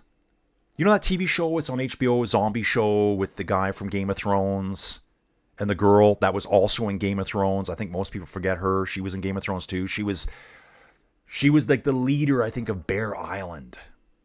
Man, she killed it in that show in Game of Thrones. She was like a little girl who was like the most fierce leader you've ever met. The Last of Us was filmed in Calgary. I think there's an overpass scene that we call it the 4th Avenue flyover. It's like coming down Memorial Drive past the zoo, you hit the flyover, 4th Ave flyover, then you're right in downtown. I've driven that road millions of times. They had it completely shut off for like one of the zombie apocalypse scenes. There's also another show. It's kind of like a vampire hunting show. I think they've had 4 or 5 seasons filmed right in Didsbury and the Badlands. I think the very first episodes, it shows the train tracks in Didsbury and she walks across them. And in that show, it was the women's fashion store right next to my office called Ooh La La Boutique. It's still there. The Ooh La La Boutique was the actual filming location for the bar in this vampire series. I think it's more of like a young person's vampire series. Anyways, enough of that. What are we at now, guys? 20 kilometers to go, guys. Sprint favorites with the most World Tour wins. We got Jonathan Milan at 20, Pascal Ackerman at 20, Dylan Groenewegen at 16, Caden Groves at 13, Ethan Vernon at 7 wins. Paul at 6.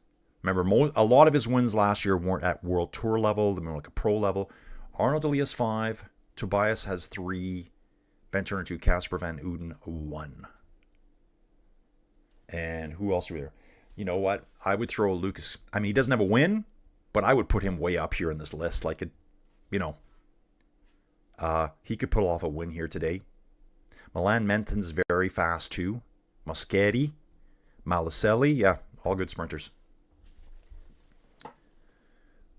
Okay. Let's get caught up. Yeah, all the questions are coming in about that house now. Dude, I reduced the price slightly.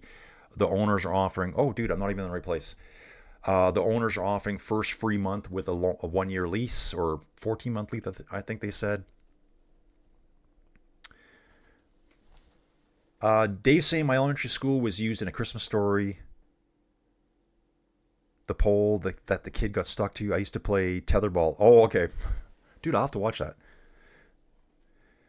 I just got the Tom's Diner song in my head. Yeah, dude, it was such a cool diner. Dude, there was like a couple of farmer dudes over here talking. The old ladies came in. They had like a karaoke keyboard thing in the area. Like, so Trochu is way off the beaten path. It's so far. We have the number 1 highway, the Trans-Canada, that runs through the southern half of Alberta. The number 2, that's the QE2, the Queen Elizabeth II highway, whatever. Goes from Calgary to Edmonton. That's probably the busiest highway. But Trochu's like probably an hour and 20 minutes off it, so it's kind of forgotten about. But it's like a major hub for farmers there. Every second building is farm-related. Fendt, John Deere, tractors and stuff like that. TV time for sponsors. Great job from those two. Yep. Now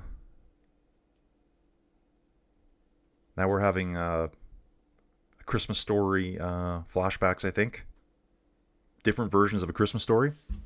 Okay, dudes, let's get back to the race here. We've been racing for 3 hours. I thought we'd be done by now, but it's going to be very close.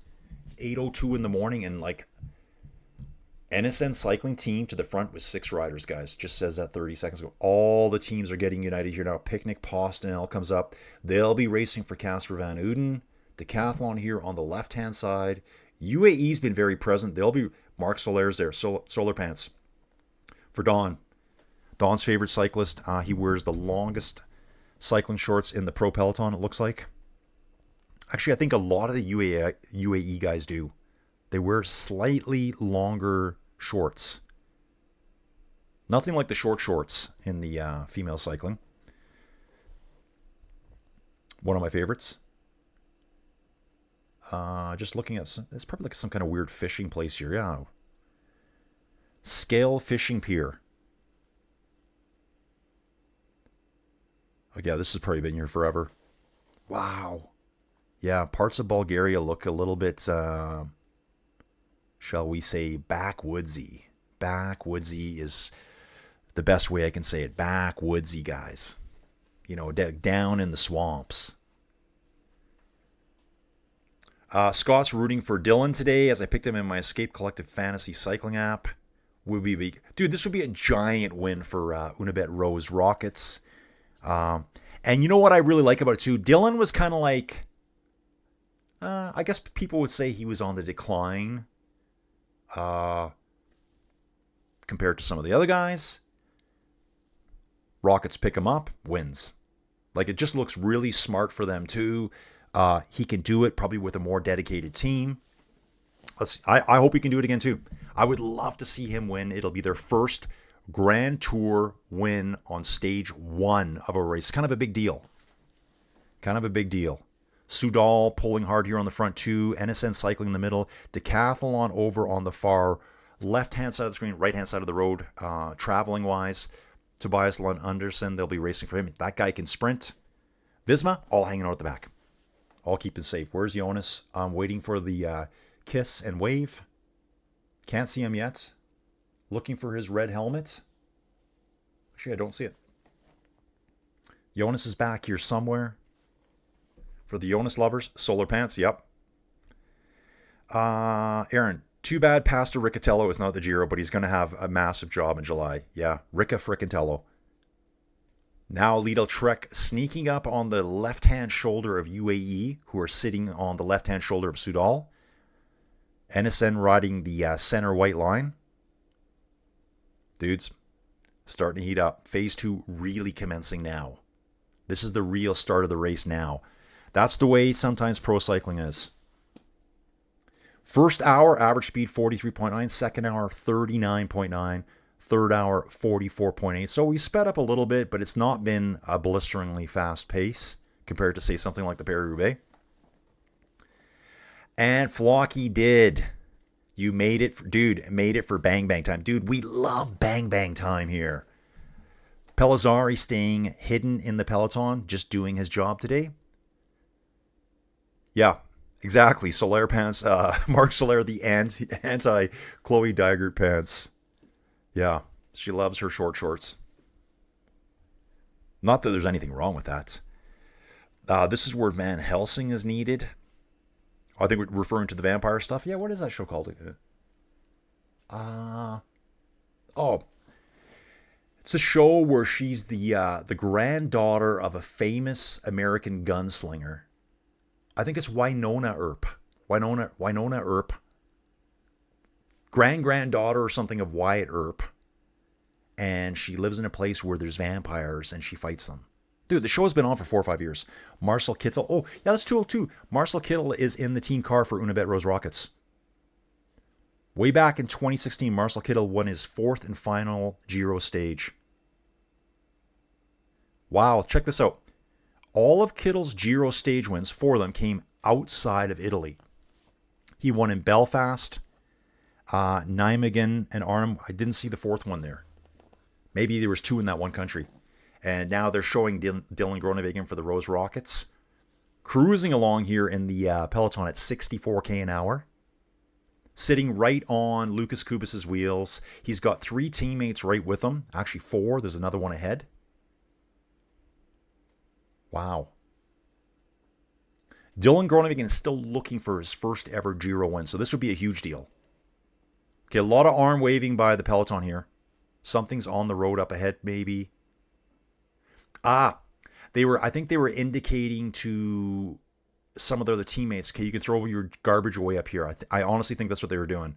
Because I just saw a bunch of guys throw bottles off the right-hand side of the road. Dude, it's getting racy now. It's getting racy. Everyone's getting super aero on the front. And, Emmanuel Gebrigzabier, he's still on the front. He is still on the front working. This is Jonathan Milan's 4th Grand Tour. He has won the points classification in all 3 of his previous Grand Tours. 2023 Giro, 2024 Giro, and the Tour in 2025. So yes, guys, Bang Bang time is starting right now. Oh yeah, Bang Bang time only happens in Bay 12. It only happens in Bay 12. Okay, I got it. So Scott's going to be doing Bang Bang Time with an Australian accent, watching on SBS. Joe's asking, what's Bang Bang Time? I'm in. Dude, I told you, man, everyone loves Bang Bang Time. Dude, you know. We all know what Bang Bang Time is, guys. We'll just leave it there. Yeah, Dave, Emmanuel is... Dude, that guy is so strong for the amount of work he does. Like, that's another guy, like, there's so many cyclists. Like, yeah, all the winners, all the superstars, the big names, but it's the other dudes that never get the credit. I mean, we know them, and I guess everyone does. These guys know. Like, if you ride bikes a lot, guys, you know how hard it is to ride your bike a long ways at this kind of level. And I ride it at about a quarter of this level, and it's hard. I have a lot of friends, friends that are my age, and to me, they're virtually dead. Just barely surviving day to day when I see them. Like, zero physical conditioning. They haven't worked out since high school. They might kind of look like they're in shape, but they're absolutely not. I'm like, dude, I'd love to put you on a bike for 20 minutes and just say go hard for 20 minutes. They wouldn't even last 5. Let alone 3 hours. Bang Bang Time is when Watt's apocalypse occurs in the race. Get it on, bang a gong. Kittle in his prime had Rocky 4 vibes. Bang Bang Time. If you know, you know. Paul Magnier is looking for his first professional win on Italian soil as well. As an under-23, he won stage 2 and 4 of the 2024 Giro Next Gen, the first ever French stage win at that race. So he's already had a breakthrough at the Next Gen race. Can he do it here? Dude, he can. This guy is young. Soudal, the whole team is built around him for this race, for the few stages that they can actually win. Dudes, and I'm going to check this here. We're at 12.4 kilometers to go here. Decathlon, Picnic, Casper Van Uden on that team is, dreaming of a win here. Unibet Rose Rockets have moved up. NSN sitting steady. Mr. Lidl Trek himself is still sitting on the front. Everyone just sucking his wheel. Yeah. Yeah, Dave, you're right. Jens Voigt was the Uber domestique. Yeah, totally. Aaron saying, great to see Jens Voigt on Eurosport. The dude had no fear of the pain cave. Oh, no, not at all, dude. Matteo Melicelli has 18 professional wins, but only 1 in Italy. Stage 1 of the Giro de Sicily in 2022. Yep, Astana. This guy could be right at the front, too. All depends how those last few kilometers and turns work out. And actually, the finish line is pretty straightforward here, dudes. I'm going to show this to you right now. Let's find out where the riders here are on Tour Tracker. Here they are. So we got one group. Here's the 10-kilometer marker coming up right now. They're going to be crossing a little bridge, and they'll be crossing a little bridge over this little waterway. So I'll be looking for that on screen, see how close this is. I'm kind of watching here and here at the same time. But if you watch the course, they go past the little docks here. Look at what? Did they actually do that? Look at that. Where's the finish line? It's back in Burgos. It's right here. They come back. So the road they're on, but right now they've already been on it. What's gas here? It looks like $1.74 a liter. That's pretty good in Bulgaria. Wow. That's what we pay here. So they're coming back up the road. They've already came down once. It's just a slight left-hand bend in the road. There's nothing hard about this finish. All out Watts Armageddon on this last finishing straight here, guys. Nothing technical about this finish. Outside, maybe your team better be right up here at this point. You better be here right at the front because it comes really fast. I'm guessing there it's maybe only 100 to 150 meters from that turnoff to the finish. So if you get mispositioned, you could miss out altogether. So the Soudal rider that's been pulling a lot is this Aiko Bastians guy. He did get 2 seconds time bonifications at the Red Bull KM, if you look here. Oh, no, he didn't. I just saw his name on something pop up. Okay, well, I lied. Just forget it. Whatever. Walk it off, bros. 10 kilometers to go, guys. 10 kilometers here on Flow Bikes. Here we go. 9.6 over here. And as we usually do, guys, I usually glance away from the data screens. Sometimes this is a bit delayed. I'm going to make sure I'm absolutely live. We are live. Emmanuel Gebrig-Xavier finally, no, he's like, no, I'm going back to the front again. Movistar comes moving up through the middle here now too. Guys, who's Movistar working for? Movistar. Javier Romo. Well, Nelson Oliveira is a great time trialist. So is Romo. I think Orlus Aliuar is their sprinter. Yeah, this is their sprinter here. This dude.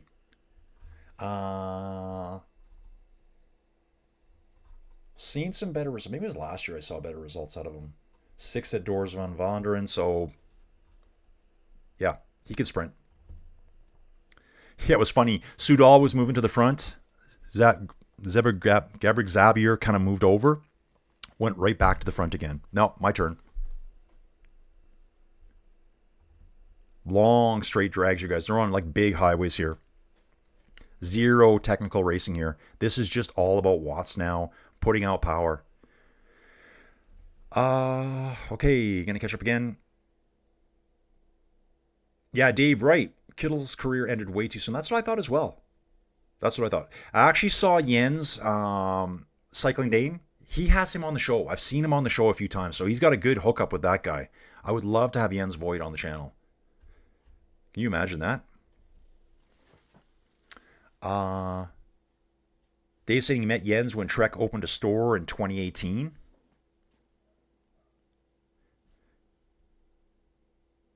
Yeah, if one was making an all-time 9-man TDF team, Jens would be on the shortlist. Yeah, absolutely. Shut up, legs. Totally. I think he has a book. I should read that. I'm very green with my envy today, so Credit Agricole will have a rider today. Yes. No crosswind carnage. I think the max wins I saw were like 15 to 20k an hour, so nothing really happened. Hopefully we'll see the carnage later in the race. Yeah, Aaron's right here. Mostly, we've been riding through a lot of force. Even though we've been close to the shoreline, it's just been kind of calm. You can see some flags in the background, just kind of fluttering a little bit. 8 kilometers to go here, guys. Yeah, that's what I saw before, Aaron. All of Visma, they're not even in close. You can't see any of them. They're like, stay out of this, guys. Stay out of this. Yeah, this could be a very dangerous, all-out. Yeah, helicopter shot. And the entire Visma team is on the back. So easy to see them with their yellow jerseys. Yeah, all 8 of them are there. I'm looking for Jonas's helmet. I think Jonas is on the far right. There's going to be a lot of teams going, this is our only chance to win a stage. Like NSN, probably their only chance. Unibet, probably the only chance. I know there's a couple other sprint stages, but to do the first one for Unibet would be just incredible. That's probably who I'm cheering for. Probably for Groenewegen to win, or even NSN with Ethan Vernon. Maybe one of the lesser sprinters. Aaron says, Movistar is working on getting asked at the end about what were they thinking the last 10K after getting no one in the top 5. Yeah. No road furniture carnage. Dude, it looks really wide open here. And it is serious time now, guys. It's definitely bang, bang time. Everyone's got that look. Alpecin coming up on the very, very far right on the side of the road. This is for Caden Groves. Bottles being dumped. Yeah. Dudes, flat course here. This is pan flat here now. Pushing 55 kilometers an hour on the flats. Teams just like burning themselves out here. Gebrig-Xavier looks back. Sees another lead-out Trek rider, and then he sees Big Jono. There he is, Big Jono sitting in third wheel. Gebrig-Xavier's like, dude, don't worry about it. I've just been in the front for pulling for 140 kilometers. Just jump on my wheel. I'm going to do a lead-out sprint for you. 2 more Lidl Trek riders just come flying up, position themselves in front of Jonathan Milan. Soudal sitting there nicely. Ooh, slight touch of wheels there between an Astana rider and 137 for Soudal Quickstep. Little quick reaction to like, okay, man, don't take me down. 5.8, guys. I got to keep refreshing this here. It doesn't refresh enough here on PCS. And just so you guys know where we're at, here we are, guys. We should be just over the there is a 5K marker, so we've just gone under the 5K marker here on Tour Tracker. Oops. Screwed that up, didn't I? And we're back. So this is where we're at. Well, now we're behind the 5K mark, so that's why I don't really trust Tour Tracker that much all the time. We should be just getting to the 5K marker. That's what's showing on TV here. 5.1 kilometers. We're going to go under the 5K banner. I'm assuming there's going to be a banner. Uno X is present now. Dead center of the screen. Unibet over on the far left. Trek on the far right. An attack by a Tudor rider. Okay, no, just short little power burst. Let's get our Tudor boys to the front. Who's Tudor racing for? Tudor. I'm not really sure. Mazzato? Yeah, Mazzato does have a sprint. That's why I clicked on his name. The name seems familiar to me. Current wind speed. Oh, this is funny. It says the current wind speed is 60k an hour. Sure it is. Sure. They're moving at 60k an hour. PCS. I need a job. We're in the pipe 5x5 now. Definitely, absolutely 709. Lucas Kubis or Dylan Groenewegen here. That's a tough one because Lucas has a great sprint. But I think Groenewegen is their dedicated sprinter here. Yeah, and even Tudor. So it's got to be Mazzato they're racing for. But with Milan sitting at the front here. Ooh, man. Lidl Trek rider and one of the decathlon riders almost took each other out. 3.7 Ks to go, guys. Insane. Aaron, anything but Milan would be great for the race. Lighting the blue touch papers now. Dude, I agree. I want a lesser sprinter to win. That's what I want. We don't want the dominance of the same guys. I want to know the threat of him winning, but I want other guys to win. It just mixes up the race so much. NSN working so hard to get moving up here. This is when you want the camera shots. This is when I like the highlight shows. The one dude that's got a camera and you hear all the yelling and screaming going on. Whoa. I think that one of the Lidl Trek riders almost went down. Some bad turns here. These dudes that went on the right side, they're out of the race. They just lost 50 meters in seconds here. 3 kilometers to go. We'll go back to Tour Tracker, guys. I'll try to show you where we're at here now. Yeah, they're showing a replay here now. This corner here was bad. Yeah, guys are jumping the median. Some guys went completely around it and just lost 100 positions. Under 3 kilometers to go. This is going to be our finishing line here. You can see we just kind of loop off. We just cut off to the left-hand side.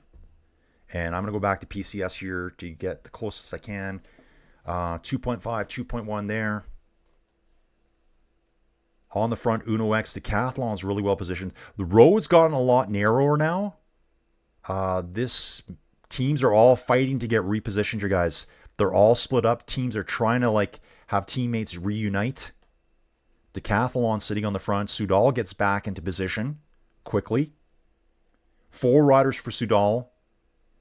Lidl Trek only has 2 riders there. Only 2.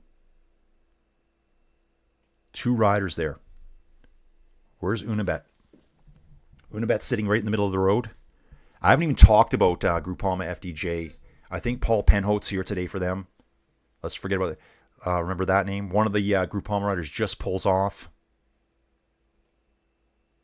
Lucas Kubis coming up the very, very far left-hand side by himself. Has a quick look back. He's looking for Dylan. He's looking for Dylan right now. He's getting position. Where's Dylan? Dylan, you need to get on my wheel right now. Jonathan Milan, I think, is on Lucas's wheel here. I think that's... No, Jonathan's dead center of the screen. Jonathan dead center of the screen. Everyone trying to stay upright here. Kind of looking down through some clouds, you guys.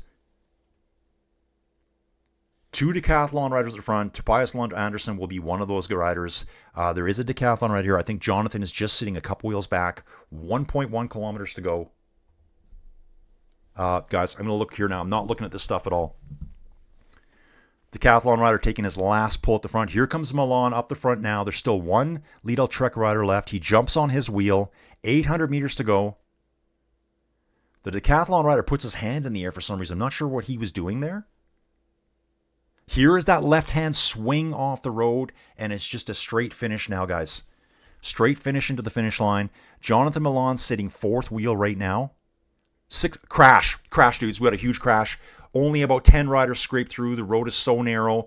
Dead stop, peloton. Holy crap. That happened at 600 meters to go. Jonathan Milan is in this group. I see an NSN rider. Wow. The dudes that had a chance, they just all lost it. And actually, it's one other Lidl Trek rider going to the front here now. Jonathan Milan's not even... Here goes Jonathan. The head bob instantly starts. Head bobbing away. He seems to be a little bit too far back right now. I don't think this is Jonathan Milan's today. It's going to be the decathlon rider. Nope. Soudal. Paul Magnier, however you want to say it. Paul Magnier just wins stage 1 of the Giro, guys. Gadoosh! Holy crap. Holy crap. Holy crap. Wow. That was insane. So I think out of the big sprinters, Milan was there. Paul obviously wins it. I think Tobias Lund Anderson was there. I think, yeah, Ethan Vernon was there. That was 109. I thought he was going to get it at first. Yeah, Milan was too far back at that point when he started the head bobbing to make it. Yeah, right here. So now we're back over in PCS. You guys have been watching this. I've been watching this screen the whole time. Wow, there's a Team Pulte Visit Malta right there with him too. Holy crap. It was Max Volscheid who opened up the gap. He kind of had a gap, and he was too far ahead. Milan wasn't even on his wheel. And by the time he was done his sprint, Milan was kind of by himself, just like everyone else, but he wasn't able to come through with it. Paul Magnier, Frenchman, riding for Stahl, team built for him. Wow, now this is a real deal win for Paul here. Huge win. Huge win. Dude, and there was barriers. They were inside the barriers there. So the good thing is, all those riders behind are going to get the same time. It happened at 600 meters to go. I don't know how bad people got hurt, but it's the chances. Like, Lucas Kubis was back there. Dylan Groenewegen was back there. Caden Groves was back there. Moschetti, Maluselli, all those dudes were all back there. Casper Van Uden. All that hard work stopped because of a touch of wheels. All the other riders are starting to scrape themselves off the road, come across the finish line here, looking to see if there's any injuries. So yeah, Paul Magnier first, Tobias Lund Anderson second, Ethan Vernon to get a third. I thought he was going to get first there. Milan does get fourth. Mattis Michaels here for EF Education gets fifth. Giovanni Lenardi here for Team Pulte Visit Malta. I mentioned that there was a Pro Series team up there. Sixth place. Ackerman. He's always there. Don't bet against Ackerman. He's always going to be a top 10 finisher or thereabouts. Groenewegen slowly riding to the finish line. It looks like the way he's riding, he went down. He's kind of stretching, shaking his neck out a bit. Then we also had Tord Gudmestad for decathlon. I saw something about this guy this morning. Ooh, one of the Alpecin boys is really rashed up. Yeah, big guy. I think he was a late announcement to the team is what I heard. Tord Gudmestad. Ninth place, Max Volscheid, who was pulling for Milan. And in 10th place, Dries van Gestel here for Soudal Quickstep. So we would expect those Soudal boys to be up there. Yeah, 2 Soudal boys in the top 10, 2 Lidl Trek boys, 2 decathlon riders, and they were all super present at the front here. Here's a replay right now. I'm just trying to see how this went down. Touch a wheel. Someone... Someone was trying to avoid one of the feet on the barriers and kind of wiggled back in and just caused a huge domino effect. Everyone went down. Insane. Wow. Okay, guys, I'm going to read the chat here quick. Yeah, that was... Yeah. This would have been a Robbie McEwen stage from Dave. Crash carnage. Yeah, totally. That was total NASCAR. Whoever said that, that's Dave. Aaron, to be fair, most of the top guys were already in position, so result full odds on. Yeah, like outside of, yeah, I mentioned like Groenewegen wasn't there. I would say Lucas Kubis wasn't there, and a few others. But Milan was there. Paul. That's kind of who you would expect to win the stage. Tobias Lund Anderson.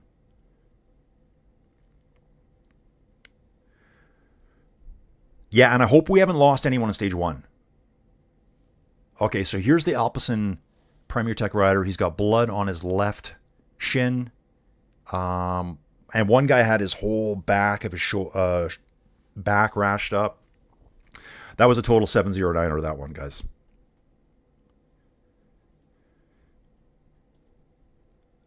So that was Groves. Aaron's saying that was Groves who had some skin gone.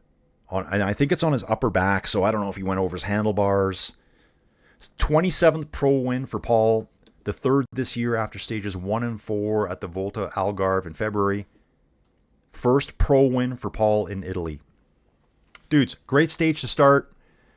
Like Aaron said, it kind of felt like a stage 21 at the Tour de France. But guys, the Giro is underway. I'm going to be here every day. I know, that rhymed. Tomorrow's going to be a super early start. So if you guys can all get up early, get the coffee going extra early. I might have to do a Pop-Tart run today. You know what I'm going to do? I'm going to find a dirt cheap, we call them Dollaramas in Canada. Dave will know. Like what you guys call a Dollar General down in the States. And just go in and buy a bunch of junk to thrive on this entire weekend. Rest of today, I've already seen messages coming in from property management stuff. I might be showing my Trochu house. I'm going to hit that diner. If I do, I'll grab pictures. Guys, reach out to me any way you can. Here, YouTube, Inside Cycling World, Colin Emerson, Instagram, whatever. And you get on the VIP hotline. Special treat. You're right, Dave. Barricades involved in so much carnage. Yeah, dudes, one guy just diverted and took them all down. That's bike racing, guys. That's bike racing. So let's have a quick look at what's going on tomorrow. Stage 2. Early start for me, 221 kilometers. We'll take a look at the profile here. This is a different kind of race here, guys. This is a different race. There's actually 2 named passes. We got the Biala Pass, 8 kilometers at 4.5%, so that'll be tough. It's category 3. We got the Vratnik Pass, 9.2 kilometers at 4, category 3. And then we got this monastery. This will be launching point for race winner right here. Launching point. This is going to be a great stage. This will be an awesome stage right here. Really looking forward to this one. Early start. So yeah, guys, do my phone calls, do my messages, hit my bike that's right here, do the last day of my training, and tomorrow I do a long ride at some point. Scott's just back. He had some tech issues, and when I reconnected, I had to rewind. Yeah, dude, the crash. Yeah. Dude, maybe 10, 12 riders got through that crash. Okay, Don, take it easy, dude. Don, we'll catch you first thing in the morning. And dudes, that's it. Calling it quits today. I will catch you all tomorrow, bright and early. Thanks for watching, everyone. Please support the channel if you can. And you guys are the best. See you later.